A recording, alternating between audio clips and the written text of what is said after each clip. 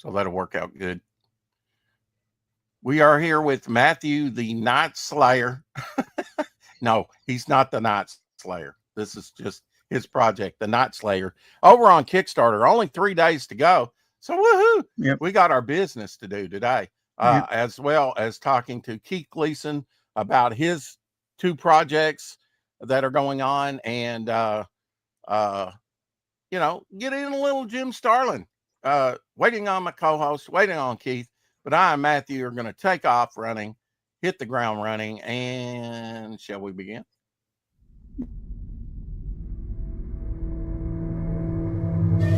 That was a rhetorical question, by the way.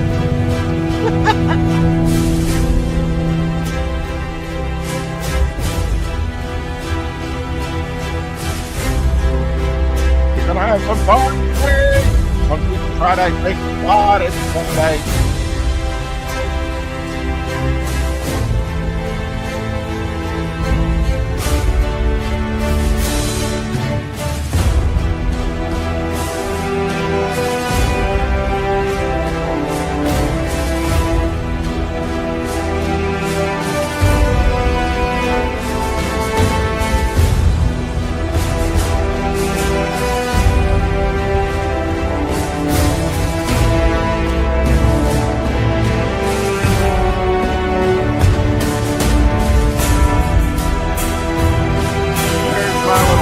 Over on Sunlight Comics. Got to get gigs in where I can.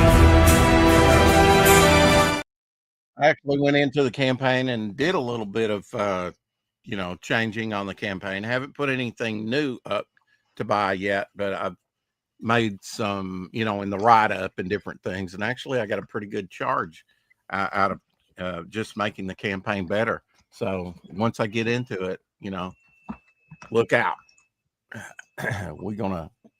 We're gonna revamp that thing again. Matthew, never met you before. It's good to see you, bro. Yeah, good to see you. All right, so the campaign sign up here, free preview of your comic. Okay, you can hit that link right there. That's that Matthew graciously put in the chat to get a free preview of the comic. And you really got my attention, especially somebody as young as you are, knowing who Night Stalker is. You probably know Dark Shadows, I don't really watch Dark Shadows, but I was a huge fan of Kolchak when the Sci-Fi Channel started showing reruns. I was hooked. Yeah. I even bought the movies. Episodes. Only 20 episodes, and they did a couple movies. But yeah, the same person that put that together did Dark Shadows, a gothic sort of soap opera from 65 to 71, I think. Jacqueline Smith, who was one of the original Charlie's Angels, she was actually in the later, 70, 71. She was in Dark Shadows, which is pretty neat to see some of her early work in Dark Shadows. I always ran home from school to make sure I didn't miss it on TV, love that supernatural element to it. And I take it your book over on Kickstarter has that supernatural element as well, right? Yeah, it's something like Supernatural meets Grimm. And right. So, yeah, I got all 5 seasons of Grimm. Didn't watch it when it came out, but I got them as they came out on the different seasons on DVD.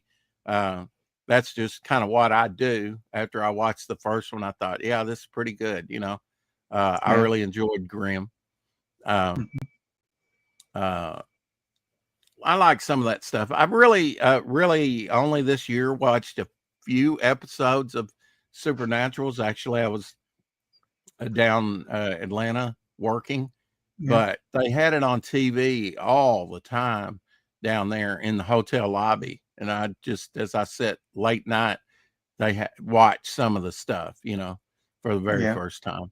I think it was Supernatural. Might have been Buffy. Who knows? I don't know. I like Buffy too. Yeah. You're about of the age to like that stuff, because that was kind of what was on TV. That and let's see, the spinoff from Buffy was what was that character? Angel. Yeah. Did you like that one? It was okay, but I tried to stream it, but once I got about halfway through the series, Amazon decided I needed to pay for it to continue. Oh, yeah. And I was like, no. Yeah. I was like, no. But yeah, I didn't watch Buffy as a kid because I thought it would be a very female-oriented show. I don't know how else to put it. Yeah, that's true. Yeah, it was for the I ladies, right? basically was expecting what the movie was based on, Uh-huh. but Yeah. I liked the series a lot more than the movie. Yeah.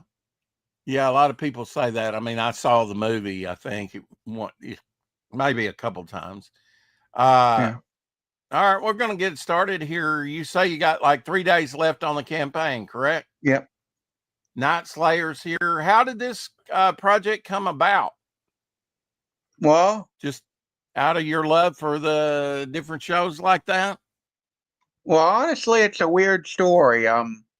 Years ago in like high school, I had a paranormal experience. My Okay. parents and I were going through a vehicle, we're riding a truck through a cornfield or something, and this Mm-hmm. bug the size of my hand flies around, almost gets hit by us, but I noticed it's the size of my hand, 2 legs, 4 wings, and shaped like a human. My parents Wow. and I turned to each other and was that a fairy? Since then, I've kind of been off and Huh. on paranormal investigating stuff Yeah. with Yeah, there was a lot of researching. paranormal and like ghost haunt shows on, Yeah, I guess, when you were growing yeah, up as well. Yeah. yeah. I was doing all this research online and in books, and I just thought, wait a minute, I could make a story based on some of this. Yeah. And I don't know how, but it went from, but I decided to have my first issue based on a fairy tale, Rumpelstiltskin. Right. Yeah. They used to scare me as a kid. You know, I had the Yeah, sort of the scholastic record that you would put on the, you yeah, know, and listen to. And wow. yeah. Yeah, it was scary, Yeah. scary story. Yeah. I didn't And know it was scary, but the version I heard was never scary. If you want a really, scary fairy tale, look up Haley Poe. yeah. You ever heard of Yeah. that one? No, I'm not familiar with that one, but I definitely remember Rumpelstiltskin. Just Yeah, maybe it was the version on record, you know, probably. that the way the voice actors. But I mean, it is like, you know, I'll do something for you if you'll do something for me. I'm going to take your child, but you have to guess my name, and mysterious. Uh, Yeah. Oh, hello. uh, hey, Shadowhawk. This is my co-host, Shadowhawk. Oh, cool. Well, while he's getting his audio and everything oriented, let's take a look at your trailer. Yeah. I've been told it's not a very good trailer, but When a child vanishes, the skeptical Officer Stone forms an uneasy alliance with paranormal investigators at the request of the only witness. Can the Night Slayers solve the mystery before midnight? Coming soon to Kickstarter, The Night Slayers. hi, I'm Matthew Craig. Some of you may know me as the author of Beacon, the Hero of Heartland, YA superhero novella. Today I'd like to talk to you about my new project, The Night Slayers. The Night Slayers will be a monster of the week, supernatural mystery comic for teens and adults. If you like supernatural or grim, you'll probably want to stay tuned.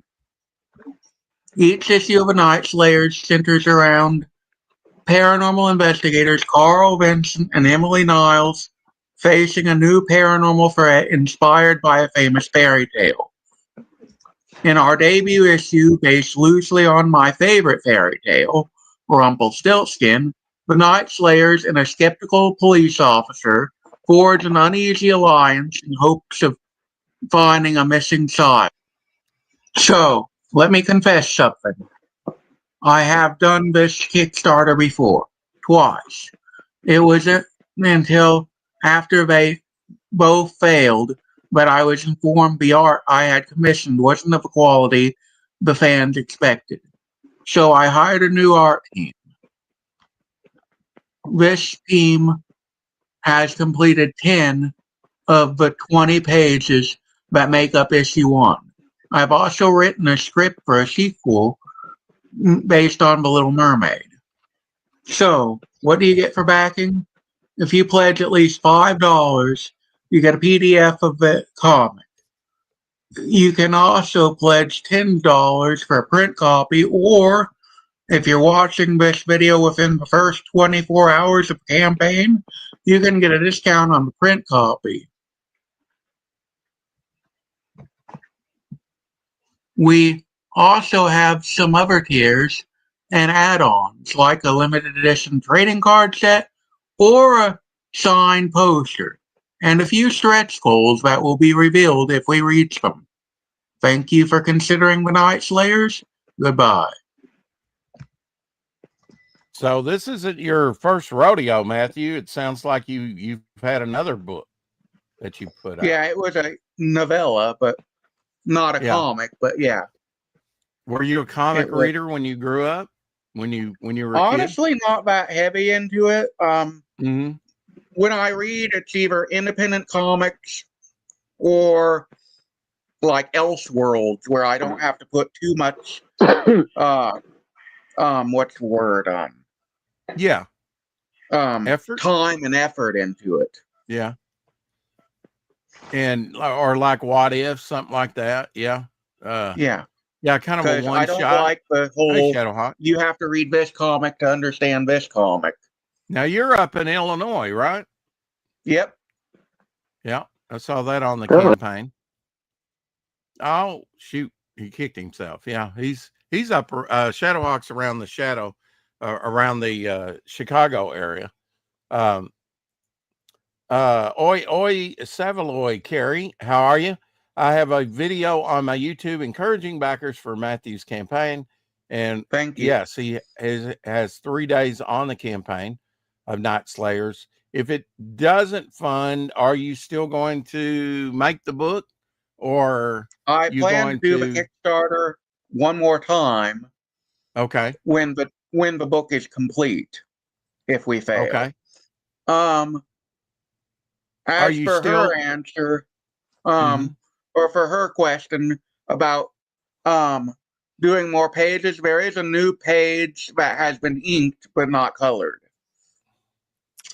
Hey, I've commissioned the other 10 pages already. Waka waka. You got a new background there. Yeah, it's clean. Yeah. What's up, Matt? I like Pac-Man. Yeah, right. Try my find my comic. Cleaner, and what's going on, gents? You are reckless, sir. You are reckless. How did you get the name Reckless Gleason, by the way? Well, I was looking for a new name for our production company, and I don't know, I was reading some comic and I saw like the line Reckless Sidekick. Like it was like a Batman comic or something, and I was like, I like that name, Reckless Sidekick. And then when what's up? Go ahead. No, I was gonna say, when you abbreviate it, it's like RSP Productions. It sounds pretty good. So I was like, that was pretty much it. Yeah, it's got nothing to do with your love for wrestling, right? And being thrown over the turncoat and onto the floor and hit with a chair in the head, right? Actually, I was a big 80s wrestling fan until recently, like within the last year. My buddy Johnny got me into it again. So now I'm watching AEW like crazy. It's like, I've seen your post. Yeah, I've seen your post. I'm like, wow, he's like Clark Kent. He leads a double I. Yeah. Matthew, Well- I was going to ask you about your project, Night Slayers, which is over on Kickstarter right now.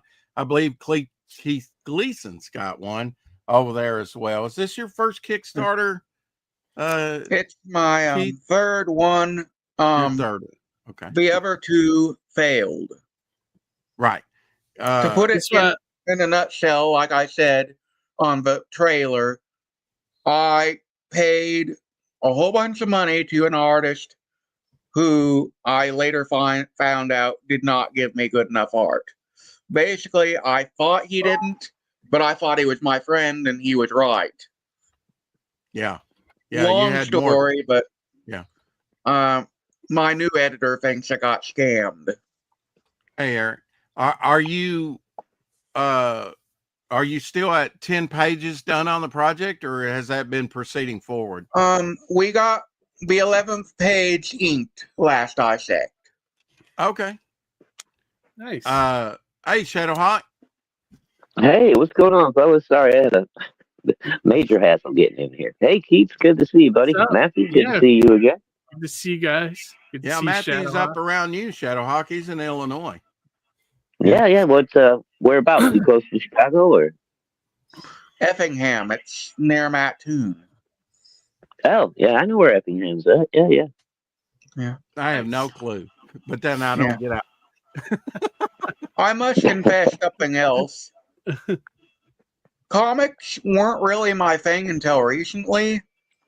Mhm. I'm more a video game guy, which is Ah, why I run a video game tabletop game convention in Effingham. You may have heard of it, EffingCon. Effingham. That's cool. Something tells me that Keith Gleason knows something about gaming. I don't know what it is. Yeah. Could it be something in the background? Yeah, it looks like something that didn't mean to put you on the spot there, Keith, but It's okay. I could. Oh my you go God, way I see back. dead You probably people. even know who Miss Pac-Man and the baby Pac-Man is. You know, Pac-Man Jr. Funny story, I actually owned a baby Pac-Man machine once. Did you? Oh, really? Okay. Like a full cabinet? Yeah, it broke though. Uh-huh. Well, Yeah. that stinks. Oh, I'm going to share this to my Facebook fans. Is that okay? Sure. Absolutely. They even had the table. Remember, Keith, the table? You sit down at both ends. Yeah, that was great. And play. That was always cool. Play it flat Oh. instead of standing up. Yeah, I love that. Yeah, a buddy of mine had a Miss Pac-Man like that down in his basement. There It was we go. freaking cool. Yeah. All right, Keith, I haven't seen you in a little while. Have you lost weight, buddy? I'm not trying to be mean or anything. You look different. Maybe a little bit. A little bit. It's the Yeah, you're background. looking It's good, bro. slimming. Looking Could be, good. yeah. Could be the background is slimming. Amy not feeding you that as much The cereal vertical nowadays. lines, you know. Well, we've been buying less junk food every week, so that's a good thing. But I still can't kick the soda habit, you know. But I've been trying to limit to 1 or 2 a day, you know. Yeah. You know, the way I kicked it, and I saved myself a lot of money because sodas, like everything else, right, goes up and whatnot. These drink mixes, you know, which you can get in a variety of different things, you know. Yeah, like the A zero sugar ones or whatever. Hawaiian Punch to Gatorade to, you know, I love the orange and cream. I know Shadowhawk doesn't like orange and cream, but I like that orange and cream. My And it's current got, obsession is Shirley Temple 7-Up. That stuff is like crack, man. and you Oh, can even dude, get yeah, like my daughter bought home margarita. a bottle You know? last week, and she's like completely in love with it now. Yeah, it's so good. Like I bought like 3 cases at the store. It's really bad.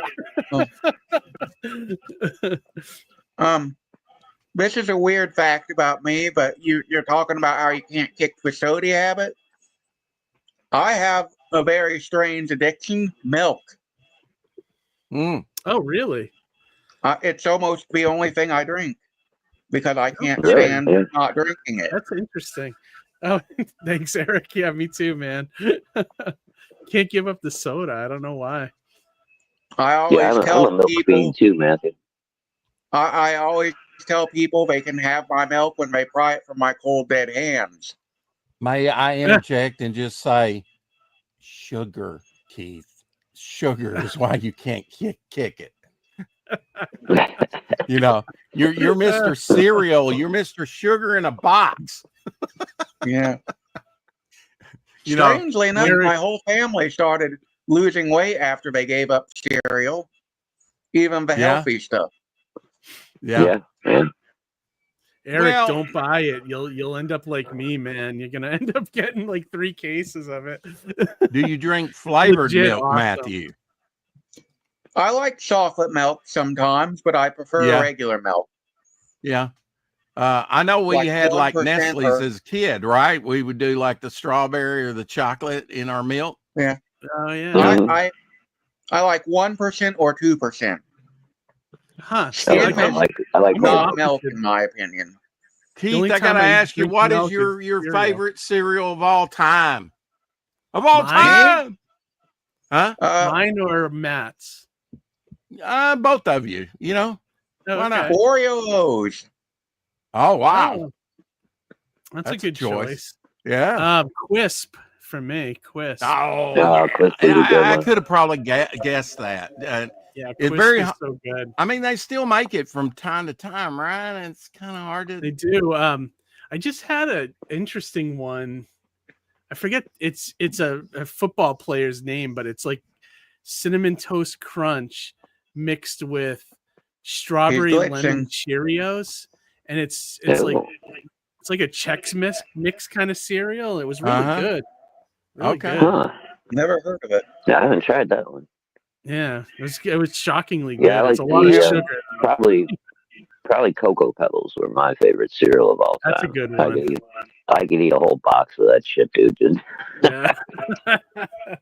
I That's ate good. so many Oreos once, but I had to give it up because I was getting sick. Yeah. Mhm. I had too much of a good thing, you know. Yeah. That's true. But dude, like man. a Saturday morning when I was a kid, I'd sit there with a big giant bowl, you know, and way too much milk, and then just have a box of cereal sitting there, and just fill up that bowl, fill it up again until you finally got all the milk taken. Yep. I I might do want to the kick same. myself off this panel because I've got a confession to make, like Matthew says. I eat my cereal dry without milk. I do that too sometimes. I used to take it as a snack sometimes to like. I just don't like in it my getting lunch. soggy on me, Keith. Oh, okay. You know? That's- Yeah, I don't mind And it dry as a snack, but if I'm gonna have like a bowl of it, I'm gonna put some milk I'm a in there. slow Yeah. eater. I'm a slow yeah, eater. like I'm not gonna you know? have like corn flakes or Cheerios as a dry snack, but Oh like, yeah, cornflakes is but probably my Crisp number or one like to snack Captain on. Crunch is great as a snack. My dog even likes cornflakes. There's even a cereal I like to put marshmallows in and grind up into a little bar. Mm-hmm. I There call you it a go. Rice Krispie treat. Oh yeah, yeah. those are good. I used to do prison ministry and people would do that. We'd get these cereal made cookies, you know, of all types. Mhm. Yeah. It was a joke. Cool. I was referencing Rice Krispie treats. Yeah. Yeah, and I used to see like Captain Crunch on like donuts once in a while or something like that. That sounds Yeah. weird. Chocolate frosted donut or something, you know. I'm Then gonna, again, you my know, local Keith, I'm gonna, Culver's is Go now ahead, Matthew. selling Cocoa Puff flavored ice cream. Oh, Ooh, that sounds good. I'll tell you good. something that's pretty good for a candy bar, and that's that Fruity Pebbles candy bar. Is I that don't good? I've normally never like tried white it. chocolate. Have you tried it? Yeah. No, but Yeah. I think I would like that. It was. Oh yeah, and maybe I'll send you one along with a Captain Crunch Pez. Okay. Did you even know they made a Captain Crunch Pez? No, I didn't, but I'm not Yeah, surprised. Didn't they make It's not everybody- your normal Pez. It's like it comes in a box and it's a Funko Pop Pez because Oh, okay. Funko Pop made Pez as well along with Pez. You know, Pez Oh, goes back to weird. 1927, but Oh wow, you know, that's kind of Funko cool. Pop's on the way out. I'm afraid, but That's what I heard. Yeah, Mhm. I heard the tariffs are killing them or something. Probably. Yeah. There you go. Yeah, it probably Yeah. did. Yeah. The new Beanie Babies, you know. Yeah, right. I'm surprised it took this long, to be honest with you, though. Yeah. Yeah, I got a couple of pops, and I got a couple for Mama Hawk because she likes some of the rock and roll ones. But like, I mean, I know people that have hundreds of these things, and it's just like, why? Yeah, like I I'm don't like you, understand. Shadowhawk. I only have a handful. Like I have a bunch of the Ghostbuster ones, and I think I have Sam from that Trick or Treat horror movie, and like I think I have Oh yeah. Ash from Army of Darkness. I like Sam. Yeah, the first one I got, my wife actually got for me, and because I never liked pops, but they put out a 2-piece one with the Hulk and Loki with the scene from the Oh, Avengers that's where cool. Hulk is Yeah. just bashing the crap. That's pretty cool. Now I've got a Yeah, limited early one that I bought at Big Lots, and I looked at it today. It's by my bed. It's Captain Caveman. They only made 2,000. Oh, that's cool. That must be worth Oh a yeah, little that's a pretty good one. Yeah, and then Yeah, I've got get an that up on eBay early for the prices. tank. Yeah. Well, I love it Yeah. so much, and it's I don't know. The thing with It's- those is like when you get like a generic, like when they make a figure for like the guys from like Supernatural or something, they just look like this generic guy. Like, you know what I mean? Like the Funko Pop. Right. Yeah. No, like, Hey, if I put two big black features. round eyes on you, you'd look just like one. I really like the That's true. Funko Pop Inky, Blinky, Pinky, and Clyde from Pac-Man. Oh, that's There a you good go. one. Yeah. Yeah. Well, I mean, used they to took have everything. What's that? Out of pop culture. Did you, Keith? Did you ever watch like Night Stalker? We were talking about Night Stalker and sort of influences on Matthew's Night Slayers, and he said sort of influences, and I was surprised by Night Stalker because that's going way back there, and it That's a only had deep 20 cut, yeah. episodes and a couple movies. But do you Yeah, remember remember, Night Stalker by Dan I Curtis? do, yeah. With Yeah. the father from Christmas Story, Darren, was it Darren McGavin? Yeah, McGavin. Darren Yeah, McGavin. Darren Yeah. McGavin. Mm-hmm. Kolchak. And his chief at the newspaper, right, was in Bullet with Steve McQueen. Oh, yeah. Mm. Yeah, among And, other was it- things. That's what Yeah, he that did a- show inspired the X-Files too, didn't it? Oh Yeah, yeah, I X believe so. Files and I didn't watch very much Supernatural, but Matthew was talking about Supernatural and X Files being sort of, and then you got to go back further to what influenced like X Files, like the Twilight Zone, Outer Limits, things like that, right? Yeah, Classic stuff. classic stuff, man. I mean, they still got those stories after 60 years are still got impact, Oh, Dude, yeah. my favorite back in the day was Night Gallery. That was Night such a Gallery good too. show. Yep. Yeah. That And- one, Amazing Stories, the one Steven Spielberg did was really good. Yeah. Some of those were pretty good. Some of them, I was a little hit or miss on that show, but yeah, that was a pretty good one. What was 'cause the I other think one? that one wasn't specifically horror. It was, it was more like everything. But you're right. There was Remember the other? couple of duds on I'm there. sorry. It was like 30 minutes weekly monsters. Oh yeah, I kind of remember Where that they would one. open up with a family, like of monsters getting ready to watch a show. Oh, it's coming on. Yeah, I do remember that. What show? It was called, wasn't it called Monsters Shadow? It was just called Monsters. Yeah. Yeah. It was like a weekly show. I think it was. I can't remember what network carried it, but yeah, it lasted a couple of years, I think. Yeah, I think so.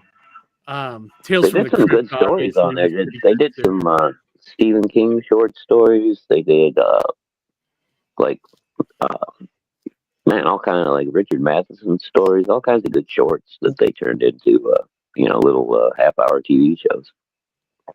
Nice. Speaking of that, I'm going to see Running Man in a little while. tonight. Oh, dude, I Is heard they that did a new Running Man. I haven't seen any of the trailers or anything yet. how about What's going on Frankenstein, in the Keith? Have you comments? seen that? Not yet. Is it good?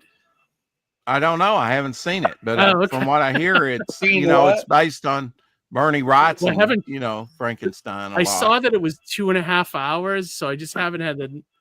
I haven't had the Yeah. time to put that aside to watch the movie. I hear it's good though, What and movie? I heard Well, the new Running Man is more like the Stephen King story and less like the Arnold Schwarzenegger movie.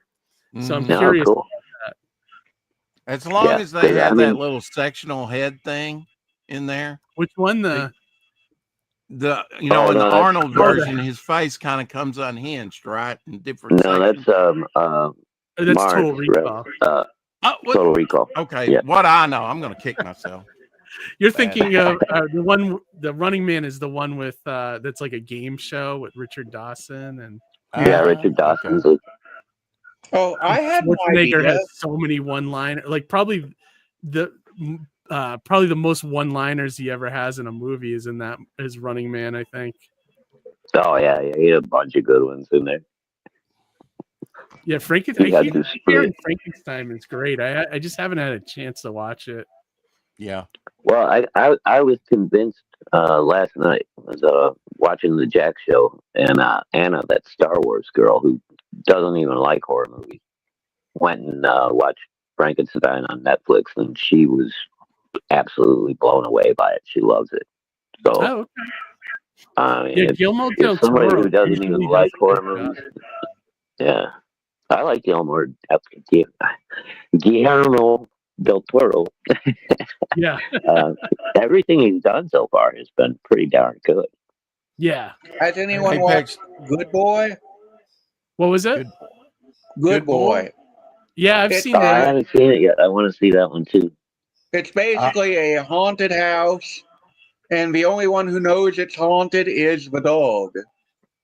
It's a whole You movie can see shot the from ghost. the dog's perspective. That's interesting. Yeah, I know that they've done some comic books that way too, from the animal's perspective. Yeah, the most Apex. impressive thing about it is Uh-huh. there's no CGI that I saw. Maybe a little tiny bit, but it's all the dogs acting like Yeah. pretty incredible. And it's like Yeah. it's about a 70-minute movie. It's like one of those Shutter movies, but Mhm. it's just long enough to so the gimmick doesn't wear you down. Apex says, but I it's the prefer perfect action length. figures like the Mighty Mascots instead Oh of yeah, Funko Pops. Yeah, because you got, Yes, isn't Mighty Mascots still up, even though you've got a Kickstarter going now? yeah. I left the Indiegogo open. Yep. Okay, I thought so. Although So I wanted to kind of feature both you today. got them nice, man. Oh yeah, he's got Mighty 'em. Yeah. Mascot, Mighty Mascot. That's so good. Thanks, man. I'm glad they Yeah, made it Keith. finally. Oh yeah, they went right up on the wall when they got here, my friend. Nice. I have a question though. Did he sign them? I don't know. Did I? I don't remember if I did. I don't. I know he signed the books for me. Yeah. I Well, I don't know think no Keith's the good toys. about that. Yeah, no, Yeah, I the don't toys know if aren't I signed. signed the figures though. I don't because sometimes people don't want that, so I didn't really. Well, want yeah, to- I mean, but on if you do something like that or like a second chance or something, or you got some Yeah. overages or whatever at conventions, you'd like, I can sign that for $5 more or something, Yeah. pick up a Actually, I little don't. What you extra. could do too, Keith, is you could only sign them on the back Yeah, that's Yeah. so that true. it doesn't, That's it, yeah. mess with the bubble or anything. Stan Lee Yeah, did that's that on true. some comic books. They, Who did? if they say, could you sign it on the back? And usually it's just an ad, but it's still signed, but it doesn't interfere with the artwork. So yeah, that's pretty cool. Yeah, definitely. But I was gonna say, I was really happy with the quality of those. Came out really good. Oh, bro, yeah, your figures came out really nice. I mean, they're not articulated But as far as just like the color work, everything is beautiful. Now, were they molded in separate pieces of the colors, or did they actually get painted afterwards? I couldn't tell. No, they were 3D printed. The guy that I used for the 3D printing has all the state of the art like printers, and he said that when he printed that, his printer could do 7 or 8 colors. So that's all Oh with the wow! 3D printing. Isn't that crazy? It looks I didn't great. even know they could do that, dude. Holy Yeah, isn't shit! that nuts? Like he said, it's getting better too. Like pretty soon they'll be able to do, as many colors as you want, but it's taken, Oh wow! little baby steps Yeah, to because get there. these came out beautiful, Keith. I mean, and the little glow in the dark Mondo, I got him up in my glow in the dark hallway because I got a And it whole works hallway pretty good, set up. right? It Yeah, works he's pretty fucking good, sweet. Yeah. yeah. That's awesome. Well, thank you That's for why backing it, Shadowhawk. I appreciate that. Oh no, yeah, no problem, dude. I had to grab everything, so I I got should be complaining the big about right bundle. now. Often he's late for shows because he's in the closet playing with his Mondo that's glow in the dark. Hey, just me and my Mondo. I shouldn't have said that. Anyway, he's a good co-host, most days. I wanted to show this because it is still live up on Indiegogo, and I'm sure you would take some more money Oh yeah. and Have move you some more seen product, out. my new Kickstarter campaign? I have the new one going too. Oh yeah, I've got it up here. Kid Switch. We're gonna look at that. And we're gonna circle back to the Night Slayers here in a minute. We're also gonna get some No, Jim Starlin in here in a little bit, talking about Jim Really? Starlin's artwork. Let's take a look at Really? the trailer. Previously on the Mighty Mascots. yes. The fearless robot Boom found himself in dire straits after a bullet struck him during a fierce battle with Lana Lennon in issue 6. The impact compromised his targeting system, throwing his precision and control into disarray. Suddenly, a new threat emerged. With no time to waste, Boom makes the decision to have the bullet removed and take his chances with the glitch in his personality matrix. Boom's transformation has set the stage for an epic new chapter, and the story continues in Mighty Mascots issue 10. Issue 10 is a triple-sized anniversary extravaganza, featuring all new content by the same great creative team you know and love. Dive into a thrilling news story and enjoy 2 exciting backup tales by DC Miller and the Ogle brothers. Choose from 2 stunning alternate covers that capture the essence of this landmark issue, with artwork by Gazbot and Angry Dad Comics. Plus, we've got incredible new perks, including exclusive 3D printed breakfast brawler figures. There are 8 figures available in 4 sets. Buy them all to receive a bonus glow in the Dark Mondo figure. And that's not all. Catch up on back issues, grab limited collectibles, and immerse yourself in the Mighty Mascots universe like never before. Support the Mighty Mascots issue 10 on Indiegogo and be a part of this groundbreaking journey. I love that you actually show them being printed up. Yeah, isn't and that cool? You get to see the process. Yeah, LZ, the guy that printed them sent me those videos, and I was like, I got to put that in the trailer. Those are cool as hell. yeah, You know what I mean? yeah, It was like a time lapse video. I've never seen anything done that way. Just little glimpses Yeah, the here way or there. it prints and stuff, it's wild. Yeah, yeah, it's wild that you can do that. I mean, with 3D printing, almost like with medical, they're doing flesh and stuff like that now. Yeah, On right. 3D Isn't it nuts? It's nuts. It's nuts. I want to do. I would like to do more down the road. Mhm. They sold pretty good, and I'd love to get more. Maybe just do less packaging and more just the figure, and try to get it down to like even $15 or $10, per Yeah. unit. Well, But like when I make something like that, I go all out because I don't know, it's just the way I am. So I Well, mean, Keith, let's face it. You What's that? took 2 years to develop that, so why not? Yeah, right. I was just gonna say I really appreciate the packaging you did on them too, so that you can take them out of the package, play with them if you like, display them, take pictures or whatever, right. and you can put them right back in. So It's true. You can do whatever you want with them, which is really cool. Yeah, and you don't have Now to destroy the bubble to get it out. You know, like Right, old right, school yeah. figures. Yep. is this the haven't you done don't see I bought the all-in package before where I got a lot of your older books. Was Okay. there any kid switching that, or is this brand new? There might have been because I did make the first issue. I have already completed, and I have printed it in the past. Oh, It's just okay. I haven't had it. I've been out of it for a couple of years now. Okay. So Okay. So yeah, I thought I'd seen Kid Switch before on one yeah, of I your might older have books. gotten one of the last copies. Yeah, The good thing I'm is I'm notorious. redoing number one. I'm gonna redo all the lettering on it because it's Oh yeah. a lot of it doesn't look good, like it, up to my standards now, I guess. Oh wow. Keith's got Yeah. standards now. I do. Now you I get what quality standards, Rex. what's the I most gotta, exciting thing about your lettering? Is it the sound effects that you get to do, which are more visual? yeah, those are fun. Yeah, it's like integrating it into the artwork so that it Mhm. looks nice is always my thing, And It if you don't flows know, nice. this is my letterer. I'm gonna be giving him work here pretty soon today. Yeah, when do you expect to be sending me stuff, you think? Yeah, well, as soon as possible. How about that? Okay. Yeah, I've got to find the script to the file I sent you, which was for Gray Tales. We'll start there. That's got the swamp monster and the clown. I think you've got that Okay. file. That's Yeah, 9 like pages. I got a handful of jobs on my table now, but Okay. whenever It's you fine. send it, I'll start integrating it into my schedule, Okay, no So, rush. I think over the winter things will slow down a little bit, hopefully, so okay. You're not going to do any conventions, are you? I have one tomorrow.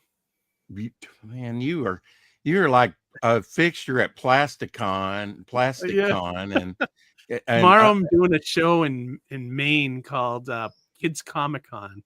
It's but a now Comic Amy Con usually goes with you, kids right? You creators. both of you go, don't you? To these Yeah. things? Yep. Yeah. So it's kind of like, like a speaking of family Amy, outing for you two. how is Amy? I haven't spoken with her, and God, it's been a while. We had you both She's on. I doing think well. what was it, about a year and a half ago, Rex? Mm-hmm.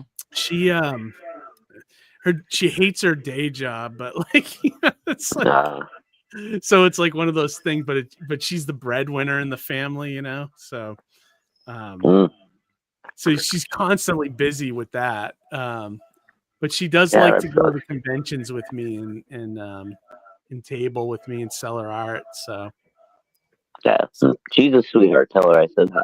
she is. Yeah, absolutely will. I apologies for my co-host smanging on your no Jesus Christ. I don't think that was like yeah, no I don't either. I'm just think joking. that is nothing but a nice compliment. Yeah, well, now she, I know Shadowhawk loves her artwork. He's got some of the trading cards and stuff in his collection. Oh, nice. Yeah, I've got like 4 or 5 of her trading cards that she did. So yeah, I very much they're wonderful. Yeah, enjoy her stuff.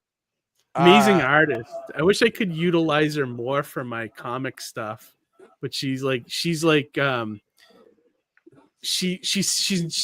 says that she doesn't do sequential art well. Mm-hmm. But I don't know. I think if she really sat down with it, I think she could do it. But she's more of like a pinup kind of or cover person, right? Kind of thing, Maybe a short story of 2 or 3 pages is kind maybe of break her in, yeah. I would love to try to do that with her at some point. Yeah. Well, you can always do the pinup thing and then put the narrative with her and make it feel good. Yeah, that's true. Yeah, you could do that too. Yeah. Yep. If you could assimilate or convert her, you might have something there, Keith. Yeah.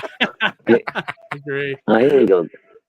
Here you go, Keith. Let me turn my camera on real quick. We got. Okay. Oh yeah. Wait a minute now. Wait a minute. All right. You Couple caught of me the off sketch guard. cards right there. All right. There we Yeah, go. look at that. Okay. Yeah, one of those. Mhm. That one, the boxer bear face. I think I did. If I I think remember you right. went Yeah, I think the across this. boxes. But then I got Oh these yeah. two as well. Oh yeah, yeah. Those ones are great. Shadowhawk, didn't you They, buy this frame across the street? A couple frames. This was perfect for yeah, this. Look yeah. at that. Yeah, it was one of those like montage frames. Oh, My that's my neighbor awesome, had a garage sale like right across the street. He wanted $1 a piece for him. I was like, oh, give me all those. dude. I love your display of originals. That's awesome.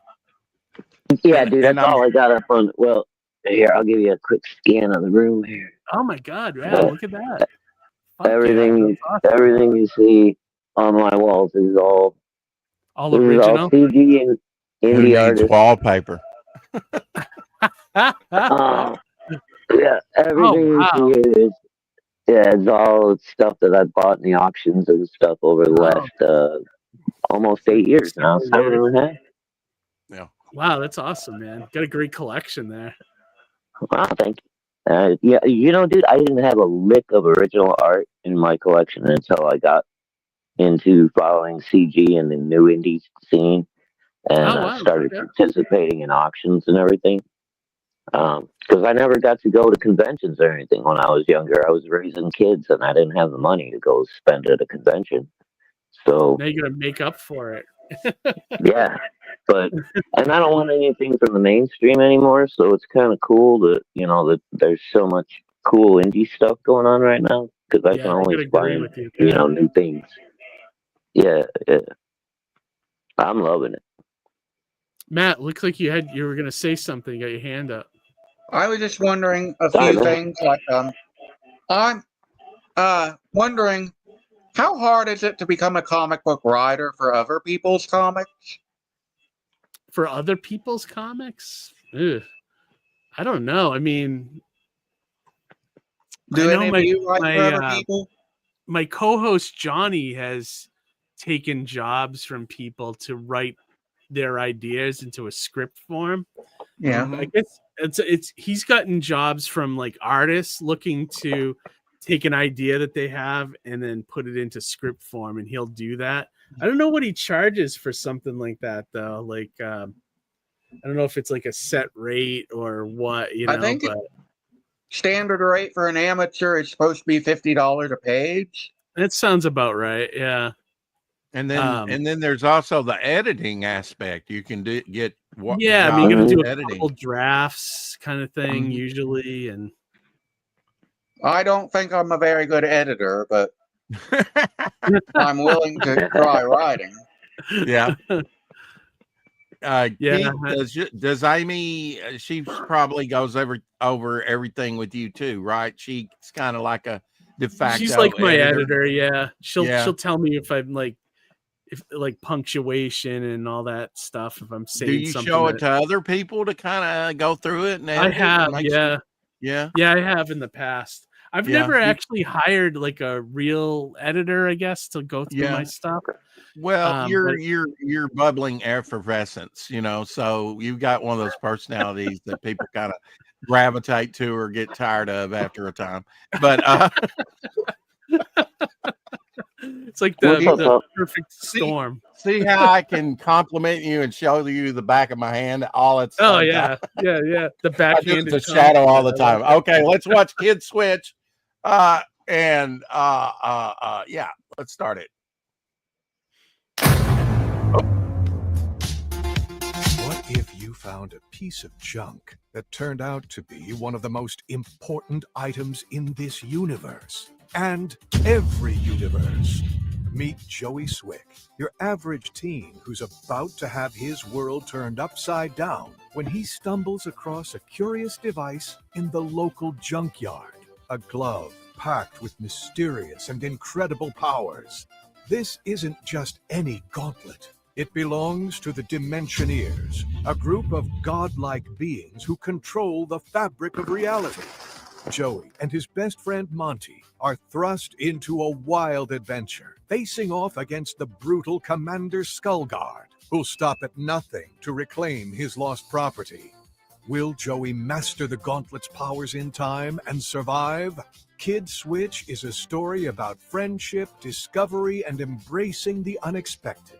Perfect for readers young and old who love sci-fi, action, and a good dose of slice of life. Your pledges will help fund the artwork, printing, and production of Kid Switch issues 1 and 2. By backing Kid Switch, you're not just getting an awesome comic.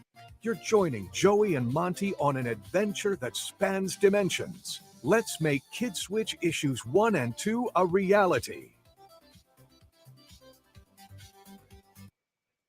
Yeah. Now, are you redrawing this, Keith? Like the first issue, or is this like the older, revamped? Or Yeah, you tell us no, I about kept the artwork because I thought it was still pretty good, and it's it's my Yeah. buddy Gazbot that I went to school with, Mhm.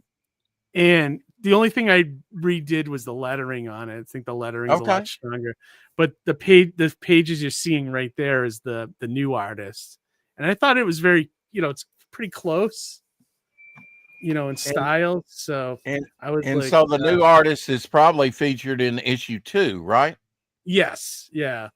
And Okay. he'll probably do the rest of the series. It's going to be 4 issues Man, that's a altogether. vicious looking mutant rat. Yeah. Isn't that thing terrifying? It is terrifying, you can do terrifying in a fun story. Yeah, absolutely. Like Mhm. it's all ages, but it has stakes and all that fun Now, stuff. I would be remiss. I just watched Infinity Wars and Endgame. I would be remiss if you didn't have a Thanos purple guy and a glove. Well, to be honest with you, I mean, like, because this project's like 10 years old. Yeah. Maybe more than 10 years. I thought it was And an older character for you. Yeah. Yeah, and like back then, I don't think Thanos was a thing, but now you're the second person to say that to me, and I was like, oh well, I wasn't really thinking about that, but Right. he looks more like a biker, doesn't he? Like an outer space biker, like a Lobo or something. Yeah. Yeah, kind of. But so it's kind of like a love letter to like Ben 10 the TV. Do you remember the TV show Sliders? I love Sliders Oh, and I yeah. love Ben 10, Yeah. because Ben 10 reminds me of Dial H for Hero. Yeah, exactly. Mhm. Dial H for Well, Heroes too. there was a couple generations of Ben 10, though. I like the early one. I Yeah, didn't that's the care best so much one when for he was the still a kid. the later ones. Mhm. Later one got too serious, if I remember right. Like Yeah. I Yeah, collected it got more more one. fun a when he little was weird. Mhm. But when he was, what was it? Him and his sister were traveling around with like their grandpa or something in a camper, I think. And they were, that was kind of cool. Thank you. You Yeah, got so a bunch. and the reason got- I say it's those two properties, it's because the kid finds this glove, and it belongs to these beings called Dimensioneers that basically fix reality. Like the reality is almost like different Earths, like sliders, and the gloves are able to breach each of those dimensions. So like if you use it, so the part with the rat that you see there, Mhm. the glove switches the normal rat with another one from an alternate reality, and that's Oh, the power of the gloves. okay. Okay. Yeah. So Now, it's like kind of like a take on the multiverse, but like more of like specific objects rather than like people visiting like these multiple Earths. I'm So also Yeah. getting. Go ahead. I was just going to say, it reminds me just a little bit of kind of the same concept. Archie Bear did Chrono Mechanics, where they go around and all they do is I'll have to look at maintain that. Was the it machinery similar? of Like, time. oh, okay. Yeah, like time will start breaking down and stuff, so they end up getting, like they get a mission to go to a certain part of time, and they have to do, whatever to get. Oh, okay.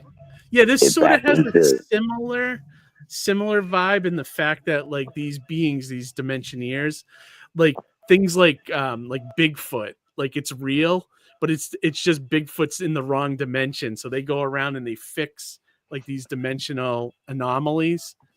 Right, And- right, yeah. And then there's this whole like how did the glove get to this junkyard and things like that. Yeah, And that's cool. I like it. This character reminds me of Taskmaster. Do you know who Taskmaster is? yeah, I love Taskmaster. Yeah, I did too. Join the club. Yeah, he's a good character. I think he's one of the best villains. I think he has like the coolest looking outfit and the coolest powers too. And you got a Frankie B. Washington cover here. Yeah, isn't that great? Oh, nice. Yeah, Frankie's a ball, man. I love talking to that guy. Have you talked to yeah. Frankie after his hip? I'm sorry. Go ahead, Matthew. What? Taskmaster has powers? Yeah, he's a mutant. Yeah, he's a mutant. He everything he sees with his eyes is kind of imprinted on his muscle memory, and so he can copy everything, every move and everything, and add that to his fighting style and fighting arsenal. Yeah, that's why he carries a shield and bow and arrows, because he's copied Captain America's abilities. He's And copied Hawkeye. Hawkeye's abilities. Yeah. I think he even has web shooters, doesn't he? Like he's copied Spider-Man's abilities. Does he really? Yeah, I think he's. I haven't seen that. so. Okay. I'm learning stuff. I think he's great copied like character, a bunch of the fighting styles of different people and stuff too. Like he could, like if he ever has even like a 30, 40 second battle with you, like every move that you do will automatically be added into his repertoire where he could do it exactly as good as you did. Yeah. I think he made his photographic reflexes. I and think he made his first appearance in I think his biggest flaw though is he's a coward though, isn't he? Like he tries to Yeah, he's a big avoid puss boy. He's like, he always ends up running away. He's like, he makes this big appearance and kicks ass for like 3/4 of the book, and then he runs away like a little girl.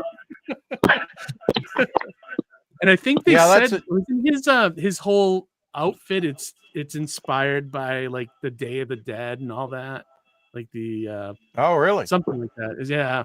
Now Keith, how do you write a page like this where you got a crotch kick? I don't know. I'd have to dig it up. I might have wrote close up, foot hitting crotch or something. Okay. I was just wondering how you write a scene like that where you crack somebody between the legs. Yeah. On this campaign, I didn't do much in the way of merch. I was more like, just want to kind of make the books. Yeah. Are you going to be going any other place with this, or is it exclusive? Possibly. I tried going to Kickstarter again. I haven't been to Kickstarter in years. Like I've done 2 other projects on there, but they're like older. So it's been about 10 years since I've been on Kickstarter. And so far, it's been doing okay. Nothing crazy, but I didn't ask for a lot either on this one. So right. Just want enough to print them up once they're, because the issue 2 is almost done. It's about, I think the artist sent me page 12 today. So it's getting there. Like I'm kind of been funding it, on the side. Yeah. Now, are you doing the colors on this, Keith, or is that Ian? Actually, the artist is doing everything. He's pencils, inks, and colors. Yeah. Okay. Yeah, I like the colors on this. It's really good. He's from overseas, so he has like that. It's that very European coloring that they do. Like I don't know. I like it. It's good. Bonus question for you, Keith. This is only for Keith. Wolfman. Okay. What movie is this from? Wolfman has nards. Oh, it's Monster Squad. Oh, for the win. There you go. I knew you'd know it. All right. Another question for both of you, Matthew and Keith. You can stay out of it, Shadowhawk. Okay. Which is greater, Monster Squad or Goonies? Oh, wow. Never seen either one. What? Oh, man. Matt. Wow, Matthew. What did Matthew say? I didn't hear him. He didn't see either of them. Oh, you didn't see either of them. Tried to watch Goonies and got bored. Really? Wow. Yeah. Okay. Wow. Good. I Yeah. Try I like Monster them Squad. both, but I might go with Monster Squad a little more because I Yeah. like the horror aspects of that one. Okay, we can be friends. Yeah. You know, I gotta go mean, Monster Squad all the way because it's monster. I have a funny story about that, like with my friend of mine who his mother years ago had videotaped Monster Squad off of like HBO or something to have him watch. But if you know that movie, like when she started taping it, she missed the first 10 minutes of the movie, which is all the stuff with Van Helsing and how the monsters get to our reality and all that stuff. Mm-hmm. So every time he'd watch it, when the end came up with Van Helsing, he'd be like, "Who the hell's this guy?" Like, because he never saw that first 10 minutes of the movie. Oh shit! He never knew who this guy was until he got the movie on DVD, and then he finally saw the full movie. I was like, "That's so funny." Yeah, that's awesome. Well, you know, trying to get that little girl to speak German, you know, at the end is it's just funny, and he's like, "Give me that amulet, you bitch!" Yeah, Boom! I love it. Yeah, that movie, I mean, that movie directed by comics, was that movie directed by the guy that did Night of the Creeps too? Which is I love that movie. Oh, I don't know. That's a good one too. I'm not sure. Yeah, that's the same guy that directed it. They got this thing called Google, and I know Keith knows about I'm gonna look while we're talking. Yeah. While we're in the Lowell Hill Rex, welcome to Saboteur Comics in the chat. Oh, yeah. Got Omen. That's a new name in the house. It's a new name to me. Omen Screaming Raven. Hail, hail. And we got LZ here. We got Eric and Boyd. Good to see Eric, as always, my friend. Yeah, also written by Shane Black, who's you guys might know that name. No. Oh, why do I know that name though? Sounds very familiar. He did let me see. Kiss Kiss Bang Bang. Most recently. Yeah. The Nice Guys. Did you guys see The Nice Guys? The Nice Guys, yeah, that was pretty decent. Yeah, I like that one. He also did there's a new movie on Prime with Mark Wahlberg called something like The Killing Time or something. It's got the word kill in it. He wrote and directed that too, based off the old Parker books. I don't usually watch Mark Wahlberg stuff. Okay. Fair enough. In general, yeah. I don't either. Yeah. If it's a good movie, a good story, I might watch it. But gotcha. Yeah, it looks like he did do Night of the Creeps, which is another great one if you haven't seen it. Oh, dude, that's a fun movie, man. That's a good one. It's as fun as Monster Squad, I would think. Like both. Yeah, it's just like double feature easily. I didn't know you were, different kind of sideways look at horror. It's like I don't know. I just love the aspect of like you got all these sorority girls waiting for their dates to come and pick them up. And it's like they're all being fucking turned into zombies before they can get there. Yeah, I love that, and it's like all like mutant slugs. It's like it's really wild. Yeah, it's like it's so cool. I didn't know you were a horror horror sort of aficionado, Keith. Me? Yeah, actually, big horror fan. Are you? Yeah, which is wild that I don't have any horror comics. Like. Mm-hmm. Oh, dude. Well, there you go. That's the next goal. We got to get a horror comic. You're the kid-friendly punching bag. Yeah, right. It's funny. It's like hard, like because I've watched so much horror. I think it's hard for me to kind of come up with something in the genre, like that hasn't been done to death or tackled before, I guess. Yeah. Although Matt's got a horror comic with Night Slayers there. Oh, absolutely. Yeah, let's take a look at his trailer once again for the latecomers. When a child vanishes, the skeptical Officer Stone forms an uneasy alliance with paranormal investigators at the request of the only witness. Can the Night Slayers solve the mystery before midnight? Coming soon to Kickstarter. Now, see, you could end right there. Okay. Great artwork. Yeah. The book looks great. Matt was on our show like a couple months ago, maybe like a month ago. Yeah. Mm-hmm. Okay. How is your YouTube kind of going? Okay, I just we just had the Phil Russert on the other day, the guy that's doing the new distribution there, the Philbo distribution. I kind of liked him. He was like kind of a no bullshit guy. Like he's very like blunt and to the point, and I appreciate that in with somebody that's in this business. Like, you know, just give me the stuff. I don't want any of the nonsense, you know. So I might do something with him. You know, might try to distribute the Mighty Mascots to stores again through him and stuff, and see how that goes.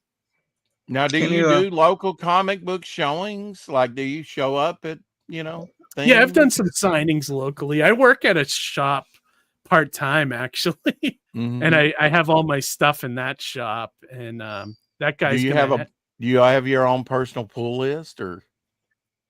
Oh yeah. Do you? I still get Have you been doing the Space Ghost or Herculoids? Yep. Got all those on the pull list. I already got I'm already signed up for the Thundar book that's coming in a couple months. Can't wait for that one. Yeah. Nice. Yeah. Yeah, I do. I've been doing a lot of the Dynamite stuff because it's they had a Harley Quinn and Elvira crossover right at Halloween, you know. Was it good? I didn't pick that one up. No, I haven't, but I said that's a no-brainer, you know. Yep. Yeah, most of my pull list is indie stuff. Like Ghost Machine is some of the best independent comics out there right now, like from the mainstream. I think what's that? Is that Millar's imprint? It's the one that Jeff Johns runs. Jeff Johns writes. Oh, Jeff Johns. Yeah. Okay, Geiger. Geiger was one. Geiger, Redcoat, Rook Exodus, and I like Jeff. He worked with Ethan for quite a while too. So he's a hell of a writer. Like, all these 4 books are very different from each other, and all of them are very good. Like I highly recommend, if you guys are looking to get something at your shop, check those books out. That and the Energon universe stuff from the Kirkman Company is so good right now. All of it. Yeah, well, all of Kirkman's stuff seems to be pretty. Did you? I just recently, like a year ago, found a hardcover graphic novel in like a toy store / comic book shop that I've got over here. It was that series Fables. Yeah, I can't remember who the. Oh, dude! Yeah, like I picked that up and like I was really shocked and surprised by how good that story was and how much I got sucked into it. You know. And not only that, Shadowhawk, amazingly good the entire run for the 150, 60 issues they did of it. Yeah, that was. Yeah, I got to get some more of it because it's. Who wrote that? That was Bill Willingham. Yeah, Bill Willingham. Yeah, Willingham. Yeah. I forget who his artist was on follow him on the run that I had, but it was. It had a really cool feel to it. I mean, for like the art even seemed to kind of like fit with the feel of the Fables. You know what I mean? I don't know. Yeah, the way they designed the panels to look like a storybook too. Keith, another one that's kind of like Fables to me. Yeah, there's some cool stuff. Is Saga. Did you pick up any Saga? I read the first 2 or 3 of the trade. Yeah. I like it, but I don't like it as much as some of the other stuff I've read. You know. Eventually, I'll read that entire run. Yeah, I Brian haven't K. seen that Vaughan one. was always, I always felt he was a little overrated. So besides the Hanna-Barbera books, what's on your pull list? What do you like to read in your comics right now? All right, so I'm getting everything Ghost Machine, all those titles. I'm getting most of the Hanna-Barbera stuff. Mhm. I'm also getting most of the stuff by James Tinian, like Something is Killing the Children. Yeah. He's been doing I've heard good things he has a about book that called one. Is Exquisite that? Corpses. That's pretty damn good if you like horror stuff. What's up? Ooh, they what is it, Something is Killing the Children. That's been going for a little while now, right? Yeah, it's been it's on like issue 40 something now or something like that. Really? It's pretty Okay. good. Yeah. Oh, well, what's up, man? I see. I like What's Radiant Go ahead. Black. Oh, Radiant Black. I've never read that, but it does look good. It does look Yeah. good. And Radiant Witcher Black, was a I thing haven't read too that. in the comics, wasn't it? Witcher? Yeah, Witcher was good. Yeah. I've Kind of never- like Power Rangers if it was taken more seriously. Yeah, Radiant Oh. Black's like that, right? That's what I heard. Yeah.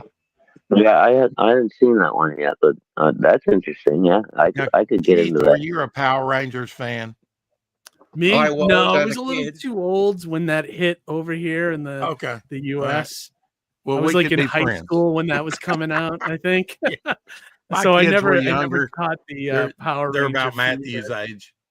Yeah. Yeah, exactly. I was watched more some of of it. like a Spectre Man, Ultraman. Mhm. I can never. Keith, you might remember. You Dynaman. remember Goldar, Sildar, and whatever the other one was. They had like Methuselah as their mentor. It I was think like a so, giant yeah. robot show, but Vaguely, yeah. That one does yeah, vaguely sound dude, I familiar. love that show when I was a kid. I- Nobody remembers it stuff. except me. It's I like want I see all the Dynamite. movies. I want Dynamite to do My Tour. You remember My Tour? Yep. And Thundar meets Thundar the Barbarian in their world with Captain Caveman. They got clubs and they sun That'd be sword. cool. Yeah. Well, up here in our the local Hey, Dr. comic Mass. scene, Tom Snagowski, who writes the Herculoids comic, I see him all the time at conventions, and I'm kind of friendly with him. I Mhm. told him, like, I was like, "Hey, talk to Dynamite about. I would love to see like an anthology of Hanna-Barbera's World of Super Adventures anthology where it could be a story about Mytor. It could be a Mhm. story about who else? Frankenstein Jr. You know, they didn't do many in the 70s, but they really need to, if they haven't coalesced that all into one book. Actually, one of my copies was an inker of Jack Kirby, Mike Royer. I bought one of his from his collection in really high grade. And I didn't even know who Mike Royer was at the time, but he inked Jack Kirby over at Marvel and DC a lot. Oh, okay. Oh, wow. And I was like, yeah, anyone that I was worked just, with Jack is, yeah, I mean, I love Shazam and Dino Boy and Birdman and all Galaxy of that stuff, Trio, great Galaxy stuff. Trio, All yeah. awesome costumes and like cool like Mhm. I concept. really want to watch what's he called? Space Ghost sometime, but Oh yeah, I don't know where to even start because the only Space Ghost I ever saw was Coast to Coast. Yeah, so you never saw the real series. Yeah. That was a fun show though, man. I like It was. I gotta admit, there's- I loved it too. There's Like, probably I only really about did. 26 episodes. A lot of those just Yeah. like There's not and many. another one that I Well, like Dr. that a Matt. lot of people don't know about is Samson and Goliath, Yeah, I remember that. where Yep. it was kind of like Johnny Quest because he had a little moped, right? Yeah. And he had the bracelets. He would, and when you got a power ring or bracelets, you're like, man, if I could have those, I could do that too. Yeah, right. As a kid. What was Space Ghost? I mean, not Space Ghost, but Johnny Quest about? I remember watching that barely. Oh, that's It was good. like kind of like it was kind of like a family that it's kind of like Venture Brothers, or Venture Brothers copied it, but it was like Venture Brothers is basically Scientist. like Johnny Quest turned upside down. a little bit. Yeah, Matthew, like, did you see Venture Brothers? I don't think so. so I've it's like a seen kid Oh, dude, yeah, that's some good in stuff. these You gotta watch. adventures. That's Yeah. There's some nothing fun else really cartoons. like it out there. Like it's a kid. I'm honestly gets in surprised they adventures keep and- making references to Space Ghost, but they won't actually continue, like reboot or do anything with Space Ghost. All they want to do is Scooby Doo, which Yeah. I Well, love, dude, yeah. but they're kind of running it into the ground now. Well, they just redid a big, what was that, the omnibus? That's the Nexus omnibus. It's, Oh yeah. and that's all the same guys from Space Ghost and everything. Dr. Mass said thing rings do your thing. Do you guys remember that? One show Oh, I the really thing liked. ring, do your thing. Yeah. Yeah, do you Yeah. remember that? Was, Yeah. I mean, it's a pretty embarrassing, but it was fun. It's funny. one Yeah, Hanna-Barbera show I loved was the Hanna-Barbera Godzilla. Oh yeah, Godzuki. Yeah, I loved and it the all. Rocks came out of nowhere with that. You know, when he put the rings together. Yeah, so people out there that don't know, there was a Thing cartoon. It was just the Thing from Fantastic Four, but Yeah, they a changed young everything Ben Grimm. about it. Yeah. Benji Grimm. He was like he was Benji like Grimm. a teenage kid. Yeah, he was and like would a turn into teenager, the right? Thing. Like, He would use these two rings that he put together, and it would turn into the Thing. So he wasn't like a mutated guy or anything. It was a very bizarre concept. Yeah, I loved it though. And he talked anything- he talked like, what was that guy from the? Oh God, he talked, like that. Yeah, like I don't remember the actor, but like, you know what I'm talking about, Rex. Remember he had that voice like the I'm trying to sounds remember. like that guy, Jimmy Durante. Yeah, Yeah, that's how he talked. voice. Yeah, exactly. Keith, we did a sort of we talked to Dr. Mass Retro Elixir, who's out in this. We were kind of the second show that he went on after he launched. This is based on Edgar Allan Poe's Sprinkled with Scarlet. Let's watch the trailer. Oh, yeah. Think I you'll did some enjoy lettering for this. Oh, did you? This Okay. looks... I should have remembered that. Yeah, I think he did mention that the other day. All right, I'm shutting up. Pedro Ang on the trailer here. He's everywhere. And you also did Galaxy Memorial Park as well. Yep. Yeah, there's some of my lettering right there. Oh. You might get pretty good after a while, Keith. How long you been lettering? Guest appearances by Sherlock in this book, by the way. I don't know Last if you 5 know years? it. Really? Wow. I mean, I've done it for a while, but like actually taking on other people's stuff. Probably started about 5 years ago. Yeah, because you put out a slew of comics through the years. Yeah. Yeah, and I've lettered all of it, even from the beginning. I had most of them signed. Yeah. There's my now you'll laugh.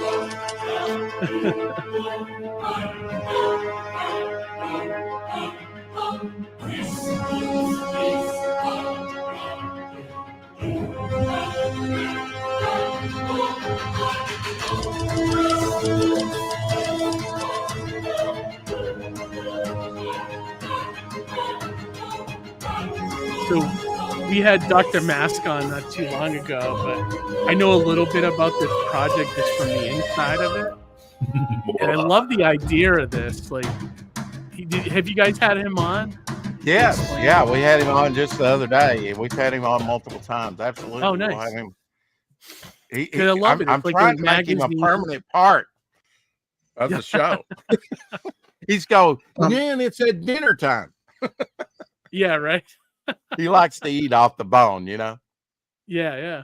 But I love that he Yeah. created like a horror host, Dr. Mask, and then like it's like a magazine like with all the best Poe short stories and a corresponding artwork for each page of like, to do with that story. And he got some great artists for it. So it's gonna be awesome. It's supposed to be magazine size too. Rex to Keith, you might make it in this business yet. Quick Yes, question. Matthew. I forgot something about. Oh yeah. Do you have any advice for what I should do with my trailer? I've been told it's not that good. Really? Well, Huh? I mean, like I only I think played it's simple enough. Like, well, wouldn't you I say played that? the very first part of it, but now the other, he kind of reads, what it's about and whatnot. I always kind of lose me on that. Short and sweet. This is what it's about. Yeah, I think 30 seconds is the sweet spot for a trailer, unless if you unless you do got. if I you try do to do like short, but like even my kid's Switch one ended up being a little over a minute. But and it if it's depends. an exciting trailer, you can do that. I mean, I was really surprised with and that John Dillard with his new campaign, he's got like a 2-minute or maybe even a few seconds over 2-minute trailer. But now it's like 5 books combined into one. So I could kind of see that he wanted to show off everything, but still I was kind of shocked that he did a 2-minute trailer. Yeah, you almost I think with yours, Matt, you may want to, I don't know, quick cuts, maybe show different panels versus the full pages and try to do 30 seconds with some text and maybe jazz it up like that. Maybe, I don't know. Yeah. Do you think I need the voiceover or not? Well, or you can get you can get a voice actor. You can. I mean, there's a lot of people within the community that's got like one thing I noticed about your campaign, the trailer, was you had the same image. You had different text, but you had the same image of the same cover on all that down there. So a little diversity in that might help. Do instead of showing the full pages, just grab exciting panels. Yeah. And then maybe show a full page or two here and there, but like a quick, maybe like you said, quick down the whole cuts. Page or yeah. I don't know how to scan down a whole page. Oh, okay. I just did what I could with my. You have do you have an iPhone? No, I have an Android. Okay. I know on the iPhone they have a movie maker program. Like I did one of my trailers in using that, and it kind of made it for me with like the quick cuts and the zooms and all that stuff. Yeah, because I use Canva to make my trailer. Okay, I've never used that, so I'm not sure how that works. Well, they had effects and stuff I added. I'm familiar with PowerPoint, so I basically took what I knew from PowerPoint and applied it to Canva. And applied it to there, huh? Okay. Yeah, I don't know. I mean, I often look at other people's trailers to see, especially if they're shorter ones, and to see what they did. If it's a trailer where it's just the creator talking about the book, I kind of go off to something else. Like because sometimes those are good. Sometimes those can be like Well, like Peter Palmiotti, he did one for Rev, just the sign up, because he hasn't launched that. I think that's the project, which is kind of like a speedster superhero, and his trailer's over 12 minutes. And it's like, I've never played that all the way through. Yeah. It makes it hard for me who wants to promote 12-minute trailers nuts. Like, yeah. Yeah. Some people go without a trailer too. Like, I don't know if that's a barometer for success or not. Like, well, look at Peter Samedi with Alterna. Yeah, he doesn't do a TV show, like, a half-hour TV show is technically only like 22 minutes nowadays. Yeah. You just did more than half of the TV show for your trailer. Yeah, right. Yeah. Exactly. That's what I'm saying. Absolutely, Dr. Mask. If you have someone sitting and talking, you have to be really engaging, yeah, and make it sound exciting and whatnot. Yeah, Yeah. there's definitely like there's no like. Oh, you got a bot. Yeah, I know, but nobody Oh. can swat it down because it's on Twitch. Oh, okay. Got a Ever bot. since, Yeah. well, you know, We I get would those all the time too. So I you would can't really do prefer to anything go about to it. X, but I'm not a premier member, so I can't stream to X. So my Well, you can default is stream to go back to Facebook, can't Twitch, you, Rex? and I get bots with Twitch. You know. Yeah. What about Facebook, Rex? Can you just switch it Oh, from I'm Twitch doing the to Facebook. Facebook? We're doing the Facebook, Twitch, and YouTube every No. stream. Yeah. Well, Twitch is getting to be a little twitchy lately with all these I fucking think bots. you can do Instagram, but it takes a little more. Well, You I have to deal see. with I was respect setting or that up, something. Keith, and it was like, yeah, it was wanting some stuff I couldn't give it or something. It was like, Yeah, it's okay. weird. Well, It's weird. Yeah. but you know what you can do with Instagram, which is kind of cool, is you can post stuff to the Threads app. So you can do like little short videos, like kind of like TikToks or whatever Yeah, over there. right. Mhm. So I've been experimenting a little bit with that stuff. I've been putting up some stuff over there. Yeah. Oh, Hey, nice. you know, I'm not here to recommend AI, but you know, some of the AI different things, you feed it the information and it comes up with those trailers. I feel sorry for Pedro and the other animators because it's so much easier. I mean, even if you do have steals of your artwork, it gets the artwork moving. It's like, wow, you know. Yeah, we got a Well, bro, guy coming on. There's a guy coming I'll on tell you what. Monday's live stream that's got some pretty amazing software that he's going to be Mhm. showing off on our show for digital comics. It's going to Yeah. be a game changer. So, So what do you I've caught some of your streams, Keith, but what do you just find different creators, different what is your content? What do you generally Oh. do? You do yeah. That's what we used to just ask our friends to come on, but now like I get requests all the time that come on the show. So we used to just do one guest a live stream, but we were getting so many requests that I've put it into like slots, like the Tonight Show or something. So people kind of come on for like 20 minutes. Then we have another guest at 20 for another 20 minutes, that kind of thing. But yeah, we just started having people on, and then people just reach out and say, hey, can I get on the show? And then we just schedule them. And Yeah. then I set it all up like the weekend before and email everybody the links and all that fun stuff. Yeah. Yeah, Yeah. so, Well, all right, I know real you quick, usually have a let's say pretty hello good to Tank Barrett, Sheldon Martin, and somebody else slipped in here. Oh, it's just Dr. Mask. Hail, Dr. Mask. But unfortunately, Headset guys, I gotta head out because we're going to see Running Man tonight, so I Cool. gotta run. Well, I crossed. I did the Ghostbusters things. I crossed. All right, you got my to post streams. a picture of you and Amy doing the dance. Oh See yeah, the Running Man. So yeah.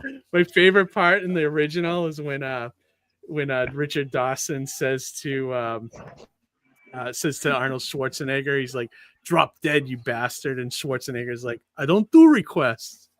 That's my favorite part. Get to the chopper.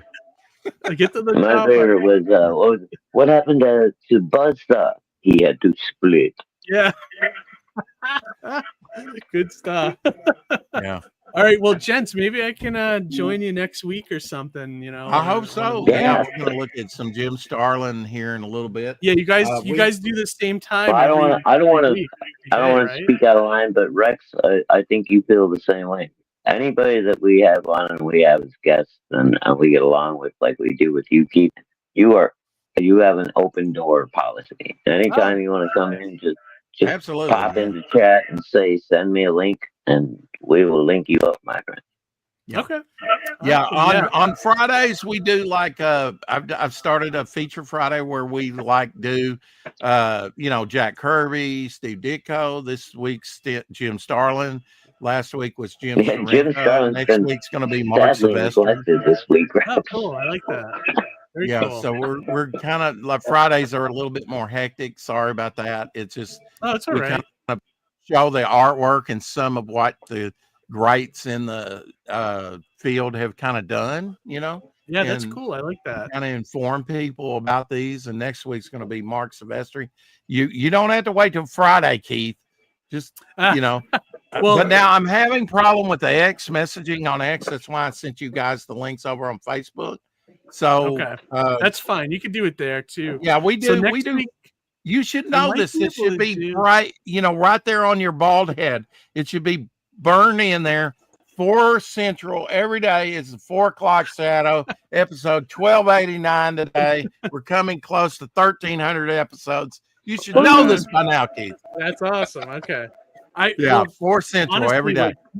Looking at my schedule for next week, I probably won't be able to come on till Friday. Okay. But Well, that's fine too. I'll talk Mark Silvestri with you guys. I don't care. Oh, absolutely. Great. We'd love to have you. And think about it this way, dude. The key is always under the mat for you when you walk up to the door. And if you have to come in late, we generally go 2 hours every day. Sometimes when we're interviewing creator, we might even go 2.5 hours. But if you have to come in late, that's fine with us. Okay. We're just glad to see you. And tell Amy, have a good time. Don't eat my popcorn. And we'll see her sometime later. And have fun at the convention. I love her art, and I miss her. I hope she comes on. There he goes with that crap again. And everyone back late. Lady. Mama, how could blame me? You know better. Yeah, right. Hope to see you next next week. All right, guys. Have a great night, Keith. All right. See you later. All right. Bye. X made me create a code for my messages. I know, me too. And I still couldn't get my messages. So I don't know what's going on. Bro, everything is like getting so weird now. Oh, I know. It's not just X, is it? It's X, it's YouTube, all kinds of stuff. Even StreamYard, I was trying to come in earlier through, I'm like trying to get in however I can get in, right?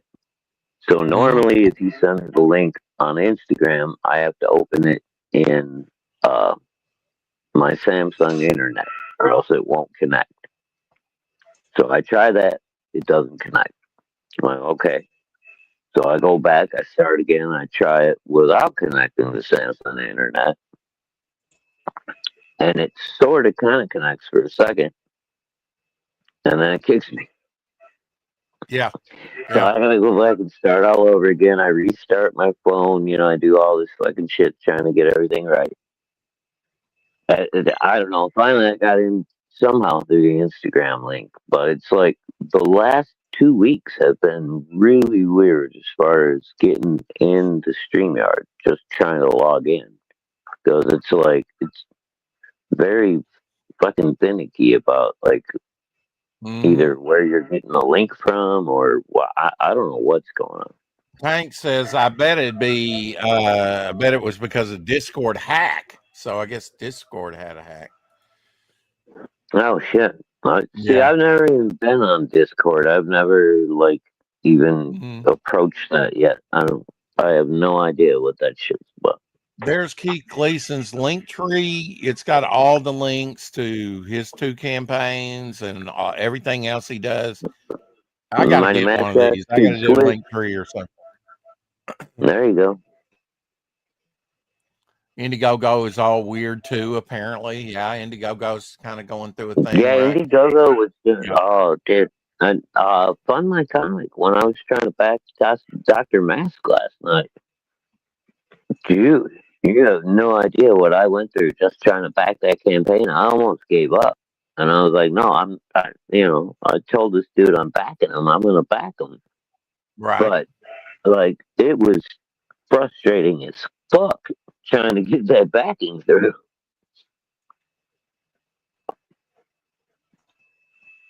A Monster of the Week urban fantasy comic for fans of supernatural and grim with notes of Kolchak, the Night Stalker, and X-Files. The Night Slayers by Matthew. Yeah. He's got a good theme here. It's and the art looks you know, top notch, I think. You know, there's Yeah, nothing no, wrong with I'm it. liking the art. The Yeah. colors are nice. It's Mhm. popping. Yeah. It's telling the story, you know. Look at that. It's got the moodiness, the diffusion here. You know, you can tell it's kind of in the past. It's when it comes down to here, Matthew, that I That see. See, you got the cover here, the cover there, the cover there, the cover there, the cover there, the cover there, the same artwork, cover there. You see, it's same, all the way down. Although you're relaying different, I get it, different rewards, different perks. There's with the yeah, spice that you're doing on the campaign. you maybe got to change up the imagery a little bit on the Yeah, different okay. perks. That would probably just to differentiate a little bit, because a lot of people are going to scan through there and they're going to see, oh, it's all the same, and they're not going to look into, okay, this is a different tier, that's a different tier. You know what I mean? Right. Oh, they are? And I do like the way people shop these days. They don't want to.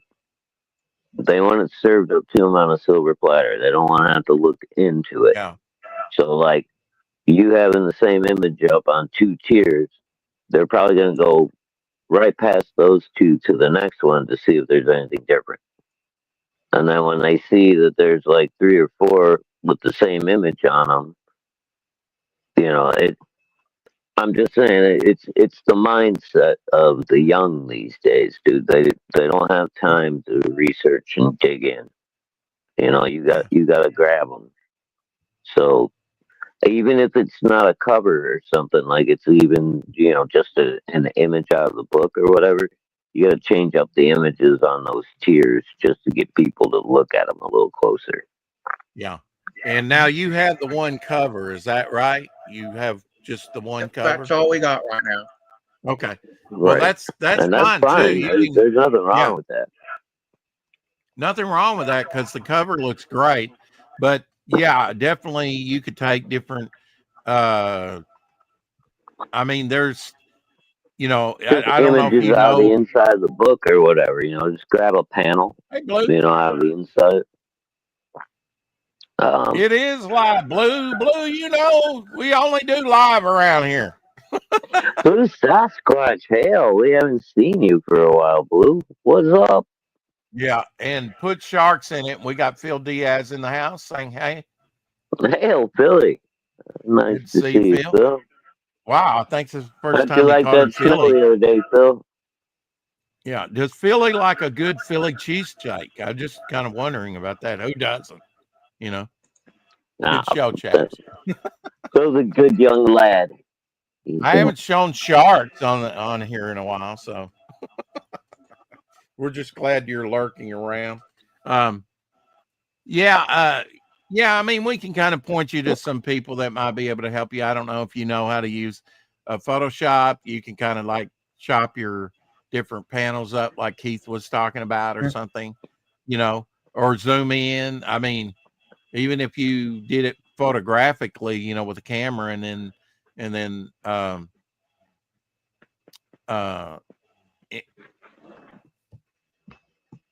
zoom in, zoom out, whatever. I mean, there's different ways you can do it. Uh, I'm kind of learning myself. I mean, I'm doing I'm working Well, on my campaign right now. I'll tell you what, with the way the AI is working right now, dude. If you've got concept sketches and good images of what you want, It can take you that. feed that in, and then you learn how to kind of massage the prompts, how to ask it what you want. And I've been getting some really cool animations and shit. Well, Shadowhawk, show him some of the images that you've made, the different icons that you've made. Okay. Let me see. I know you're on your phone, but I'm trying to figure out how I do this. Hold on.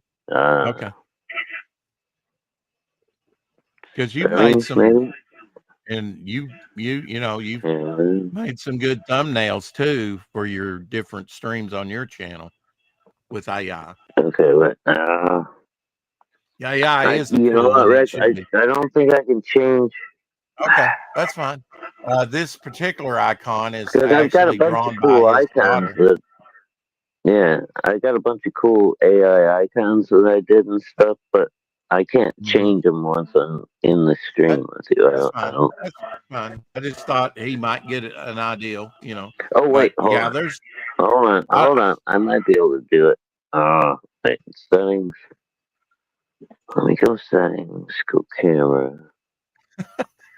Will Shadowhawk be able to do it? Probably not. Tune in and find out. Back Okay, with Kid Switch. I it's only did, giving me. absolutely. I've got the Yeah, it's original not Kid giving Switch. me. Not giving me an option to change the icon. I'd have to drop out and come back in. That's fine. That's fine. Sorry. Can we see Daisy though? Is she lurking around? Well, there you can possibly Oh yeah, I see her laying see back that there. lump on the floor over there. Mm-hmm. And I see the exercise back. Do you ever get on that thing? Yeah, every day, bro. I gotta fucking move my knees or they'll fucking lock up and I'll die. Really? Oh yeah. Okay, they'll lock up and they'll die.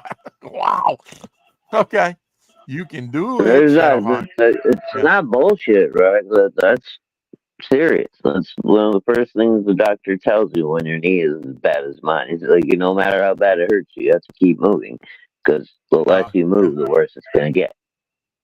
Oh yeah. Yeah. And I know you get a lot of movement at work, but yeah, you probably just want to come home and sit on the couch and, you know, not do much when your Well, knees. yeah, I do that. I come home, I sit on the couch with you for 2 hours every night, and then after I get done, streaming with you, I go make dinner for my girls. I ride my bike. That's my Wow. life, brother. I never knew that you did that on the exercise bike. That's awesome. You and Ethan have Oh yeah, something else in bro. common. I'm still fit, bro. I mean, I'm getting old and I'm losing weight, and I can't stop losing weight for some reason. When But you I'm hit still, 60, tell me you're rogue. Okay. I'm still, I'm in pretty good shape except for walking around on a broken leg. Other than that, I'm Yeah. still pretty good.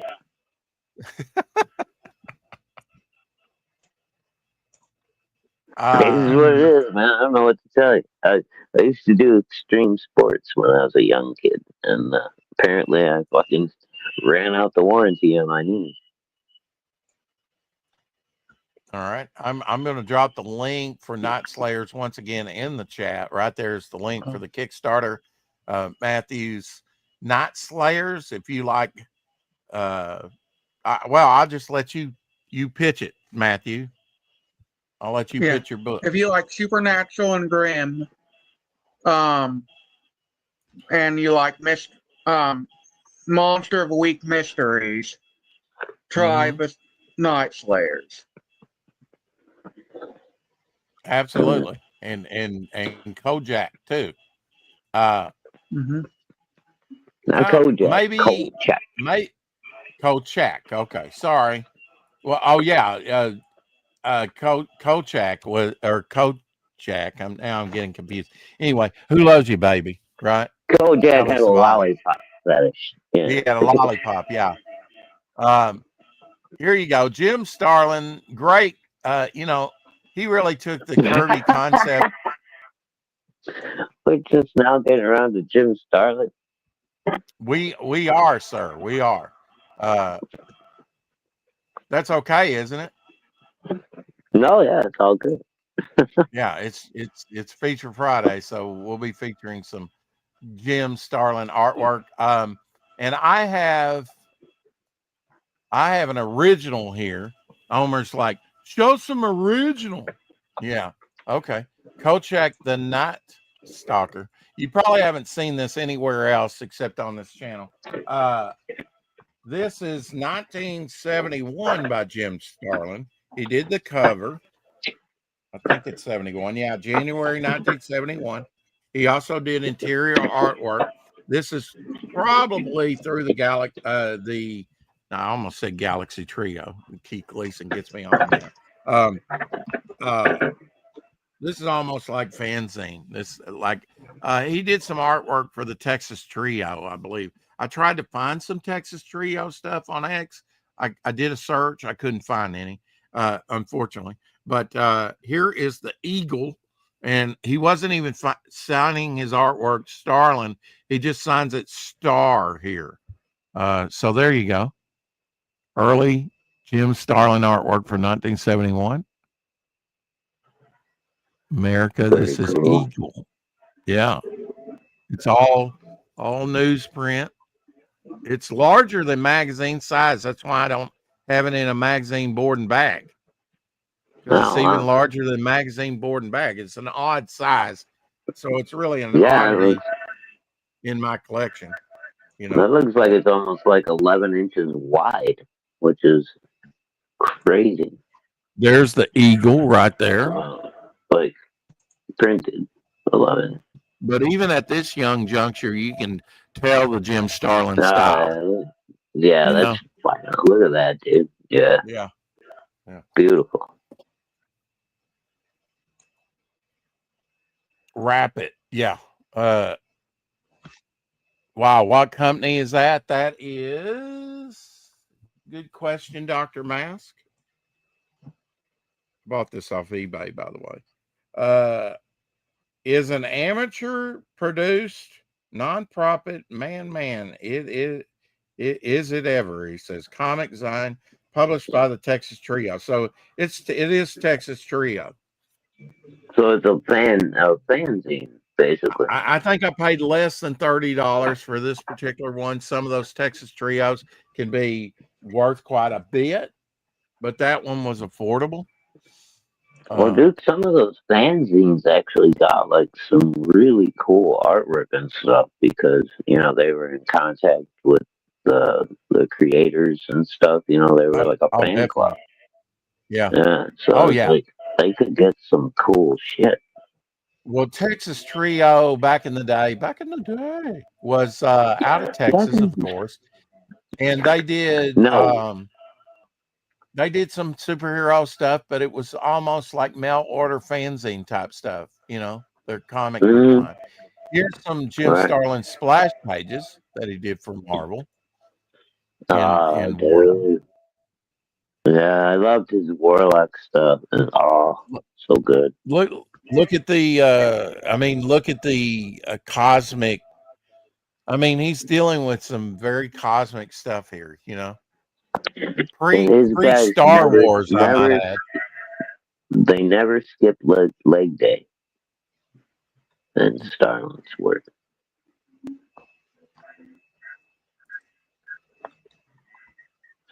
Look at that. Look at Warlock does it. Like, they started drawing him like a lot more kind of effeminate later and shit, like thinner, up on his build. The Starlin's fucking Warlock is fucking built, dude. Oh yeah, he's definitely got the superhero body. Yeah, dude, I was looking at him. He's just like. Now he didn't create He didn't create Warlock. I think Jack Kirby and Stan Lee created that character, but he did create the Destroyer and Gamora and Thanos, characters like that that maybe Matthew you've seen in the movies. Well, dude, probably one of his biggest projects, and one that like I bonded with him because my dad died of cancer when I was a kid, and I had gotten the book shortly before my dad died. Was The Death of Captain Marvel. That like had a huge impact on me.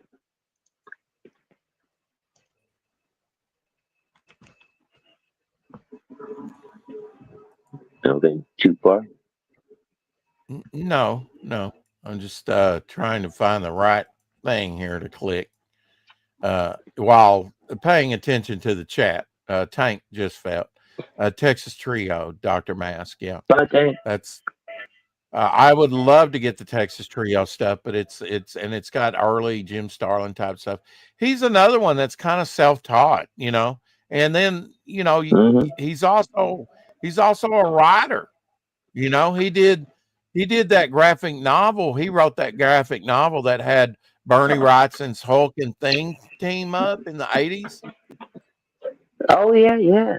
Dude, I just sold Mhm. that on my eBay channel like last Oh, year. did you? Wow. I can't Mm-hmm. believe you're selling your Bernie Wrightson.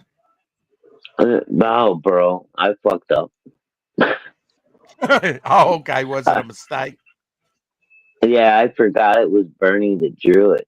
And I was Oh, like, oh yeah, put this one up there, and I gave it yeah. to my daughter, and it sold in like 2 days, and by the time I realized I'd already shipped it, I was like, fuck. There's the man, the myth, the legend right there. And if you watch Endgame, he's at the start of the movie with Captain America, Steve Rogers, sitting around. Yeah. So he is in the Endgame movie that came out around, I think that was 2019. But Jim Starlin came out of retirement to do some Dreadstar stories, which you see behind him there.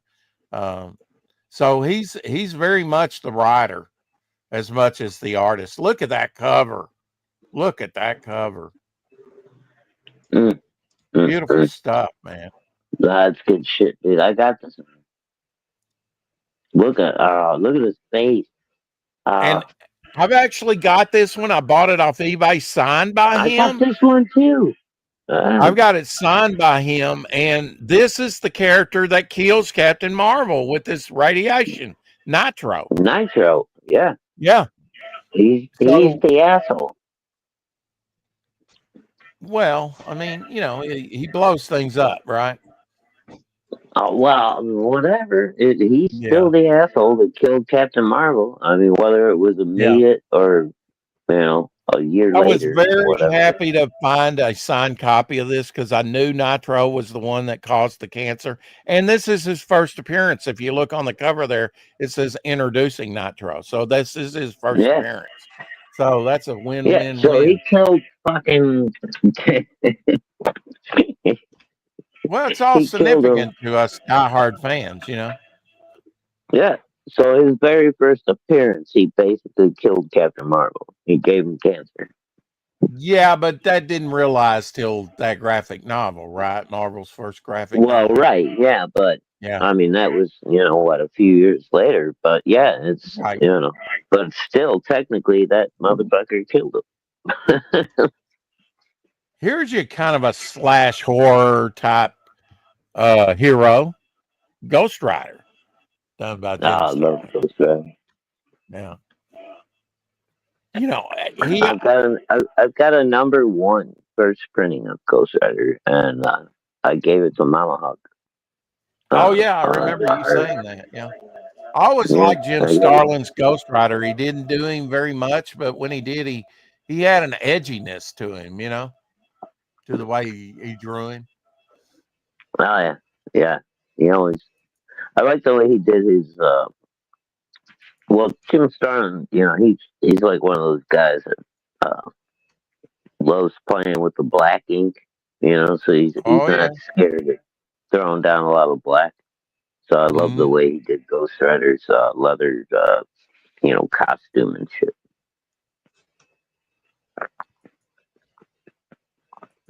Absolutely. I mean, look at this. Oh man, I love that.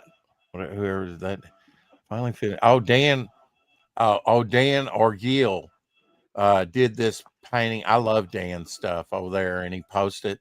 Check this out. This is Dan Orgil after Starlin.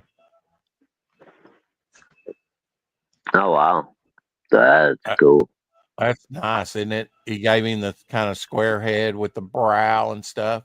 Mm-hmm. Of course, it was after this, which was a reprint issue, but with a brand new Jim Starlin Metamorphosis cover. Yeah. Now look at that, dude. Come on. That's fucking awesome. Yeah, I mean, you don't he see did those anymore either, right? So, what you're talking about, we don't see like word balloons and stuff on covers very much anymore. You don't see right. very metamorphosis covers anymore. That was kind of a thing for a little while. The where you could see the character change into the monster or Oh the yeah, mutant. and I've got that on my short list to do a metamorphosis cover.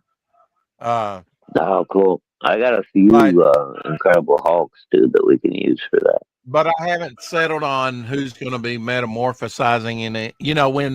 When Bog was first created, that was kind of a concept. That it was a man turned into Bog. So I don't know, and I did a metamorphosis piece, but that I have on my computer as my sort of artwork. Uh, Right. but yeah, he Well, worked Bernie for Wrightson DC. actually um, did the sequentials right on Swamp Thing because he's on fire, he runs into the swamp, and then he metamorphs into Swamp Thing. So, but it wasn't a cover; it was sequential stuff. So A lot of Jim Starlin's Batman stories are really good, but sometimes he ties them into international politics of the time, and it's so weird. Here he is, like, why is Ayatollah Khamenei offering the Joker a job? I did not know that, but look at that. That's Jim Starlin right there.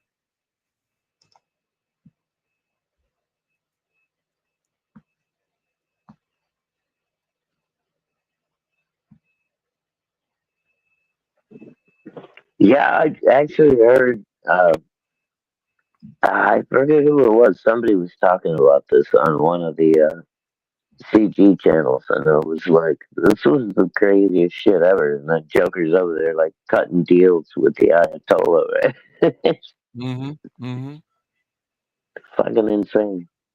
What was that in? I'd never heard of that before. What was that in? Do you know? No, I'm not sure what it appeared in. I think it was one of the Batman titles, but I don't remember which one. He worked with Bernie Oh, Wrightson on The I got Weird. this one. Yeah, Yeah, he worked with Bernie I got. Wrightson on The Weird Hmm. because Bernie Wrightson did The Weird with him. Yes, I've got most of the weird, and I didn't even realize when I was buying it until after I bought it that it was Bernie drawing it. I was just drawn into the artwork. He also did that limited Cult, Batman the Cult. The Cult, yeah, I got that one too. Mm-hmm. I With yeah, Bernie.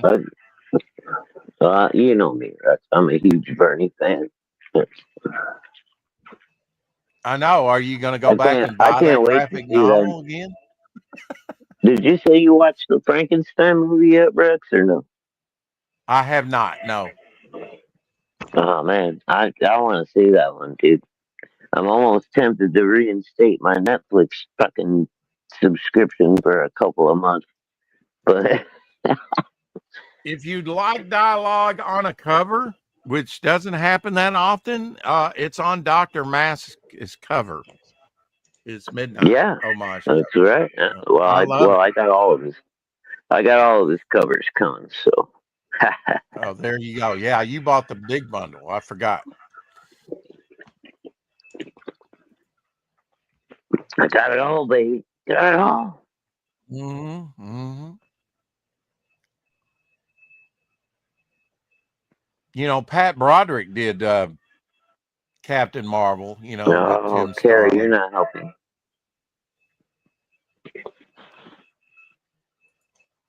I'm gonna have to reinstate my Netflix right when we finish the stream. Look at that. Grab it today. I'm Yeah, watching grab it today. Frankenstein tonight. Oh, Frankenstein, I reviewed Mark with Andy Big Smith. Show. Yeah. Cool. I haven't watched that Oh. show yet, but I do plan to. Frankenstein Oh, movie on Amy and Netflix Dennis is are amazing. great with their movie reviews, man. I like that show. It's a lot of fun. Sorry about not sending you the link this Friday. It was just Dr. Mask. I didn't. My ex is messed up, and frankly, with Matthew and Keith on here, I just kind of forgot. To be totally honest, but we're glad All you're right, here. well, hey, buddy. It's 6 o'clock. I'm going to call it on my end. Thank you all for allowing me to be here and for coming by to hang out and chat. Matthew, always wonderful to see you, sir. And I got to check Have my you met finances. Matthew I'll see before? you. Have you I met think Matthew? we talked. Didn't we talk to him once before, Rex? I could swear we No, this did. is his first time on. Well, where I've did I see talked to you in the Matthew at then? comments. Oh, in the Okay, then maybe comments. I was. Yeah. All right, I was probably chatting with you in the chat then, Matthew. Okay. Okay. Anyway, yeah, great to meet you. Project looks great. I hope people get out there and back. And Only 3 days left. yeah, Carrie says I won't regret re-signing up for Netflix. I don't know about that, Carrie, but I gotta see Frankenstein, so I'm gonna go I order really some like pizza for Wednesday. me. You really like what, Matthew? Wednesday. Wednesday, the movie. So, Yeah, from I the I Addams understand Family. that. Yeah. Yeah. it's like I the haven't That's one seen thing another I one you're gonna watch on Netflix anymore. Ah, cool. Well, you know what? I haven't had Netflix for God almost 3 years now, so I can binge watch a bunch of shit in like 60 days and then cancel it again, so it's no big deal. look at that I hear two-page they're coming spread. out. Yeah. Are they doing a new season of Stranger Things, Matthew? Are you up on that? I think so. Yeah, I think last I I heard thought they I were heard doing a that. new season. Yeah. Yeah, which is weird, man, because that girl doesn't look anywhere near the same as she used to. I don't know if she had plastic surgery or what, but she's like completely changed from the last time I saw her in the movie.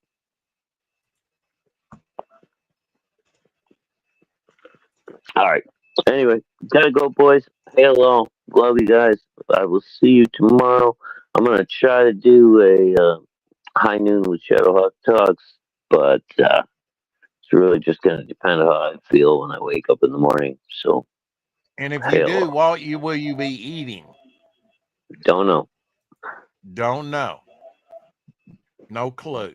What you got in the pantry, huh?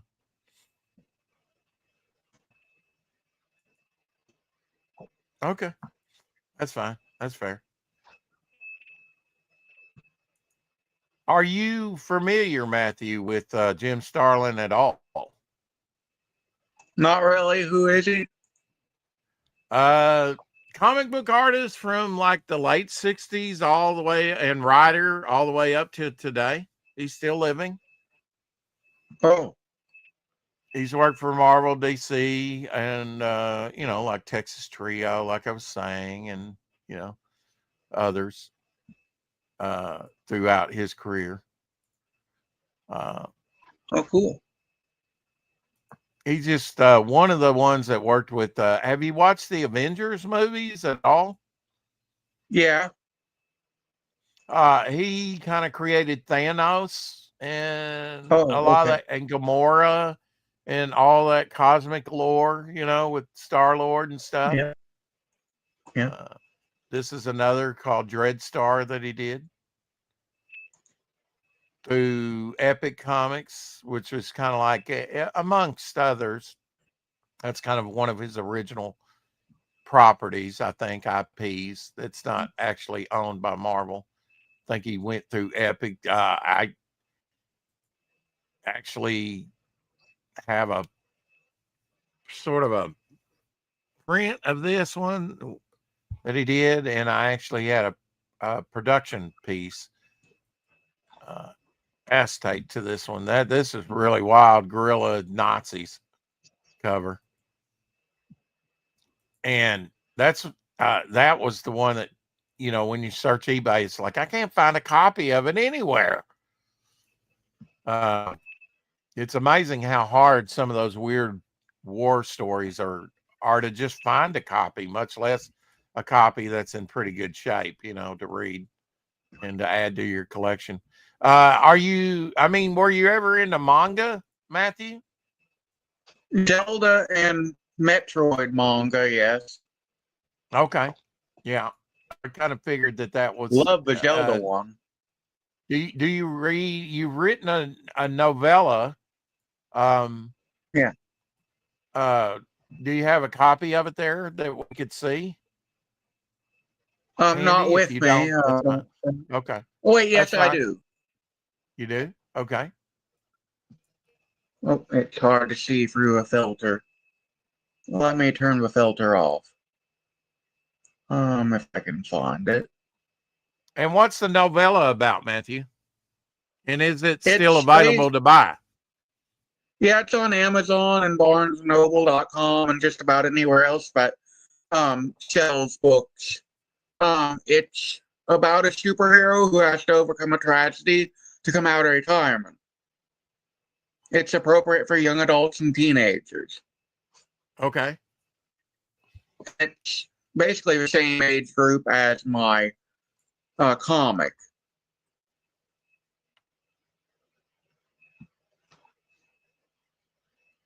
Where is your novella sold? Yeah, like you said, Barnes and Noble. And the title of your novella is what now? Beacon, the Hero of Heartland. Beacon, the Hero of Heartland. So give us a quick, what's it about? Well, basically, this superhero is running around saving people, has never been defeated, and then a supervillain actually finally defeats her, and she almost dies. The villain thinks he's killed her. The local government of the city, in panic that crime's going to go rampant, basically creates a drug out of her blood while she's recovering, and basically gives another woman plastic surgery to look like Beacon and gives her the super soldier drug to become Beacon. But the new Beacon's drug alters her mind and makes her homicidal and have a really short temper. She starts going on a rampage. And the original Beacon has to come out of retirement once she's recovered to actually defeat her, basically clone. Are you into monsters? Yes. Okay. These are a couple of early examples of Jim Starlin's artwork, Old 20 Centers, from when he first started Marvel, Where Monsters Dwell, which often had like reprint stories, but they would have new covers, this by young Jim Starlin, which was a new artist for them at the time. Very exciting stuff. I kind of like that. I highly recommend you watch Monster Squad. Goonies never really grabbed me as a movie. I could see where it was in the 80s vein of like, kids going on an adventure. You asked a question about earlier about what Johnny Quest is about. Johnny Quest might look a little dated now because it's like 60 years old, but when you think of traditional hand artwork animation, it's probably the greatest. They spent $100,000 per episode. And I think there was like 26 episodes, something like that, one season.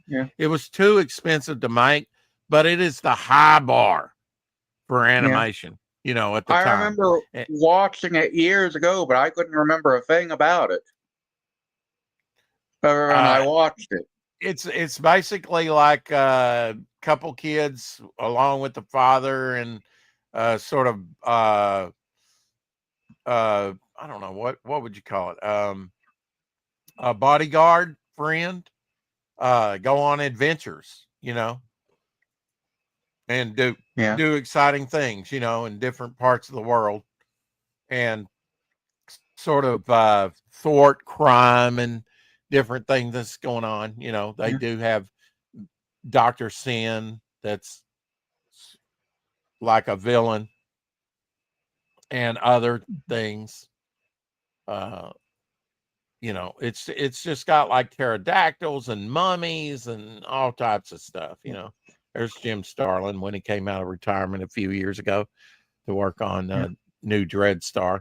I think physically he's unable to draw as much as he used to, so he does more writing nowadays. But yeah, his writing's always great. The cosmic type stuff. That's what really got me, was like the Avengers and the Warlock and Thanos stuff back in the day that he wrote. It was just it was like nothing I'd read before. It was really had a grandiose feel to it, and his design, much like Jim Steranko that we talked about last year, or last week rather. Look at this. Like, this is Jim Starlin here. Just nicely composed panels. Very cool. There's the original black and white. And Shadow's right about his use of like shadow to convey storytelling. Just awesome stuff. Here is Savage Tales #5, I believe, Conan piece done by him. Always got design within it, like the background design there. He could have blacked that out or put something easier to draw in there, but very design oriented with this stuff. One of my favorites. I mean, I wouldn't say my favorite artist. I mean, but he would definitely be my top 15 or 20, comic book artist. He's done some great stuff, especially for the Marvel stuff. He always had this cosmic big feel to his stuff. I had more favorite artists, but some of the stories that he got to do really were pretty seminal stories. I believe he wrote Cosmic Odyssey as well for DC. So he kind of brought that cosmic goodness over to DC in a lot of ways with Jack Kirby's sort of fourth world stuff. And that's kind of apropos because he kind of took what Jack Kirby did over at Marvel and kind of molded it in the Silver Age. And he later did, like with Cosmic Odyssey in the 80s, which was a prestige format direct comic book that they did in the 80s, limited thing. Kind of took the New Gods and Dark Side and all that and made it sort of his own over there at DC. So kind of neat. I gotta thank Gothic Angel for buying my book. Oh, awesome. Just bought your novella from Amazon. Okay. Awesome.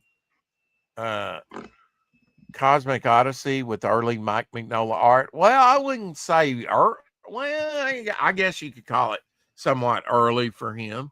But now he definitely did a lot of stuff for Marvel, some later Alpha Flight stuff, some Hulks. I mean, he was pretty busy during the 80s. I don't know if I would call it early Mike Mignola, but yeah, I guess. I mean, pre-Hellboy, I suppose.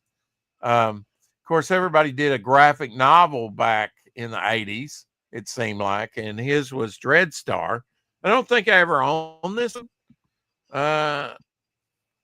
Dreadstar never kind of grabbed me. Although I bought some of the floppies and stuff.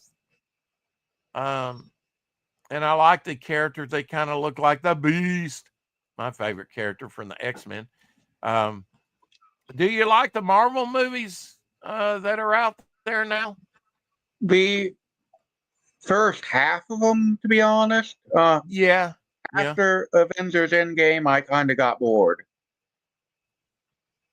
Now, this is kind of a swipe at Marvel here. Instead of the Fantastic Four, it's the Elastic Four. I'm going to have to get this one. I think I had it at, you got you got Elongated Man and Plastic Man. I'm not sure about the other two. Maybe one of them's Jimmy Olsen, because he also had stretching powers, I think, at one time. But yeah, that's pretty neat issue with the Jim Starlin cover. Always loved Plastic Man.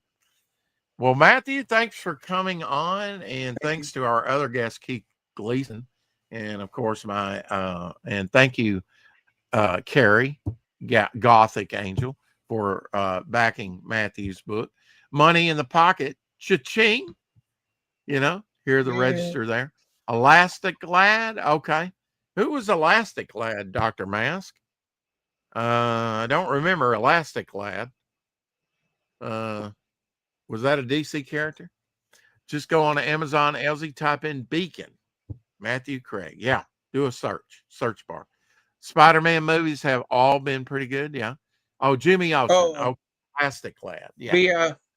The Tobey Maguire Spider-Man movie. Uh-huh. Basically mix that with street level Superman, and you'll get Beacon. Okay. Yeah, I love the Tobey Maguire. Yeah, I love the Tobey Maguire movies. He's probably my favorite. I think they nailed it to a certain degree.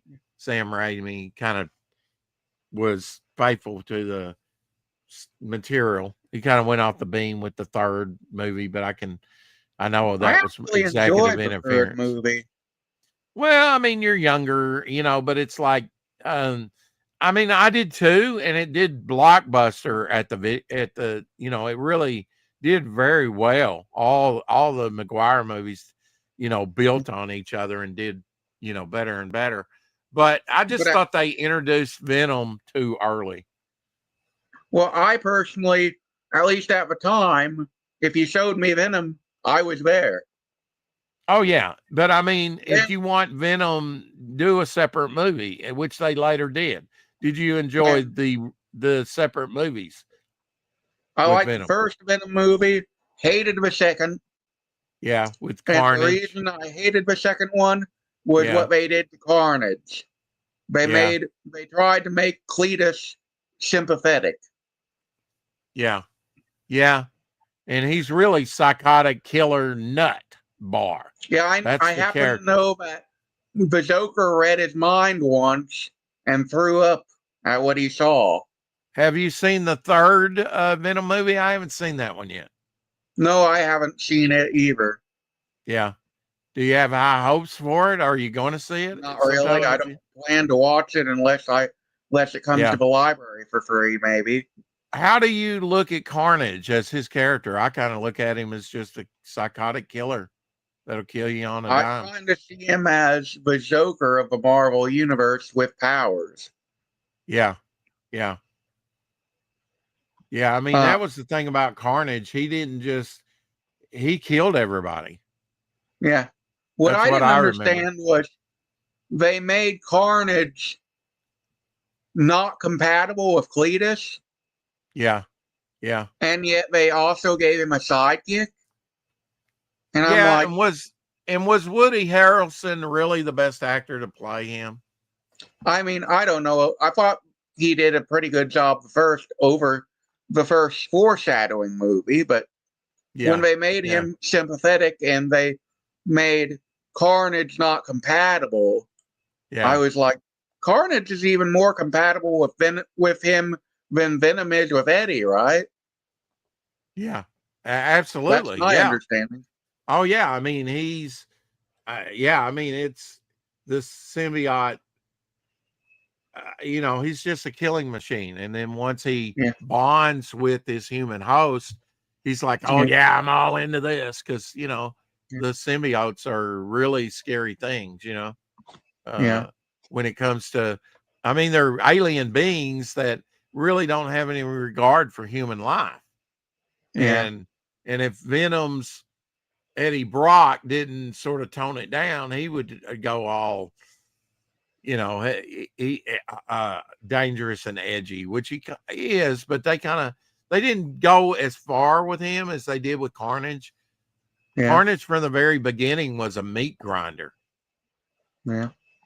I remember that they said that Venom species was actually, did I hear they were eventually revealed to be invented to bond to endangered animals and give them an edge against their competition to That's probably stop Donny extinctions? Cates' recent writing. I don't know. I haven't heard that, but I heard that was revealed in, like, what was it, Planet of Symbiotes, where they overpopulate and Venom has to team up with Spider-Man again to try to contain the overwhelming numbers of symbiotes. Yeah, I mean they've where they got also find out Scream that they were originally supposed to be a good thing for the environment, but somehow they got addicted to humanoid adrenaline and started controlling their hosts rather than helping their hosts. And Venom is the only one of his kind that still believes in being a benefit instead of a parasite. Yeah, he kind of looks at himself as sort of a warped superhero type, you know. Yeah. He almost is like a little Joker and a little Bizarro. Yeah. In his thinking, you know, like I am doing good, you know. And yeah, that would be more Bizarro than Joker, but yeah. Well, yeah, right. Yeah, I see a lot of Bizarro type thinking in there, but I could also see the peace guys. Rex, you drawing later? Yes, Elsie. I've already got the draw stream set up. I will send you the link. My favorite. Now you're a writer, sorry, Matthew. My favorite superhero. Okay, go ahead. I was just going to say my favorite recent superhero thing would be Superman and Lois. Yeah, Noel comes in there somewhere TV too. show. Yeah. Oh yeah, that's a good one. I've got some of those on disc, I believe. Do you draw at all, Matthew? I can't draw a straight line to save my life. Yeah. So I guess you do your form and fashions for your artist to depict your characters and situations. You kind of do that through your words, then your script, right? Yeah. And hand it off to your artist. Yeah.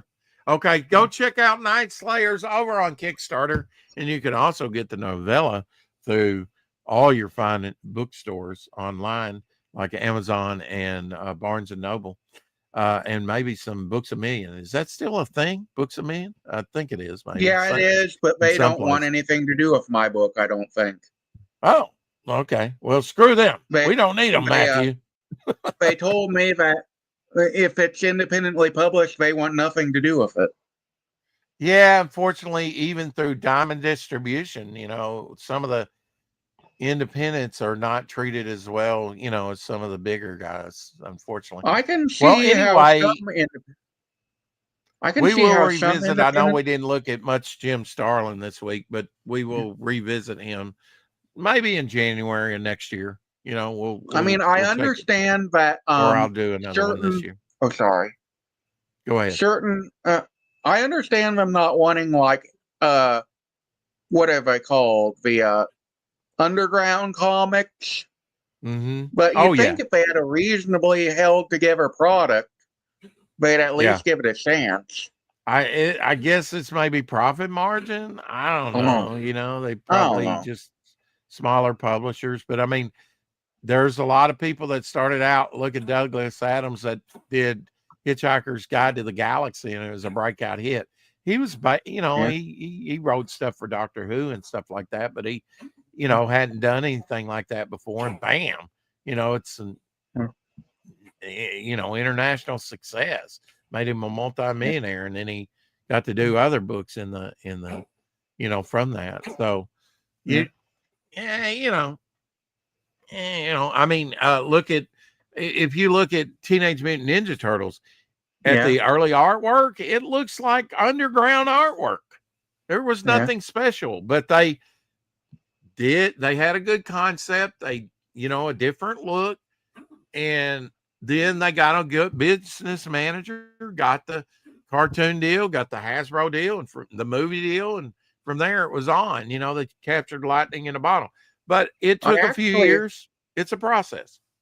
I actually own the archive of all kinds of different Teenage Mutant Ninja Turtle comics in one omnibus or whatever. I've got that too, and it comes with a reprint of #1, doesn't it? Yeah, it was the first 4, I believe. Oh, okay. And it's got like little pop-ups or little things inside too, isn't it? Maybe we've got. I don't think I have that one. Okay. Yeah, I need the one that you know, that reprints them all. Have you ever read The Last Ronin? I've no, but I have got the first few issues of it. I actually got one of those collected in a book, and I loved it. Oh, yeah. I'd like to get a whole collection of that. I heard it was good. Yeah. The ones I didn't like about the floppies, the individual issues, is that it was oversized. It was, you know, an odd size, but that's nothing new for Ninja Turtles, because they started out that way. You know, #1 was more regular comic book size. #2 was like magazine size, and then #3 was another size. They're all, those early ones are just like, you know, the first 3 or 4 issues are wild. Apex something. Okay. Apex, I got to tell you something that's going to blow your mind. The Turtles barely cared about pizza in the comic, the first comic. Yeah, it was really the cartoon that made that. But who doesn't? The cartoon just blew it all out of proportion. I think there was like one mention of pizza in the comic, and then the cartoon made it out like they're addicted to the stuff. That was more of a cartoon thing, because white kids don't like pizza. You know, that's my favorite food on the planet, even though it doesn't like my waistline at all. Anyway, we're going to go get something to eat. It's dinner time. Yeah, me too. For most people. I can see Matthew sitting there shriveling up into nothing, going, "Oh, I wish I had a cheeseburger." Anyway, keep collecting, and we will see you tomorrow. Well, we'll see you later on the draw stream, hopefully. Bow for now.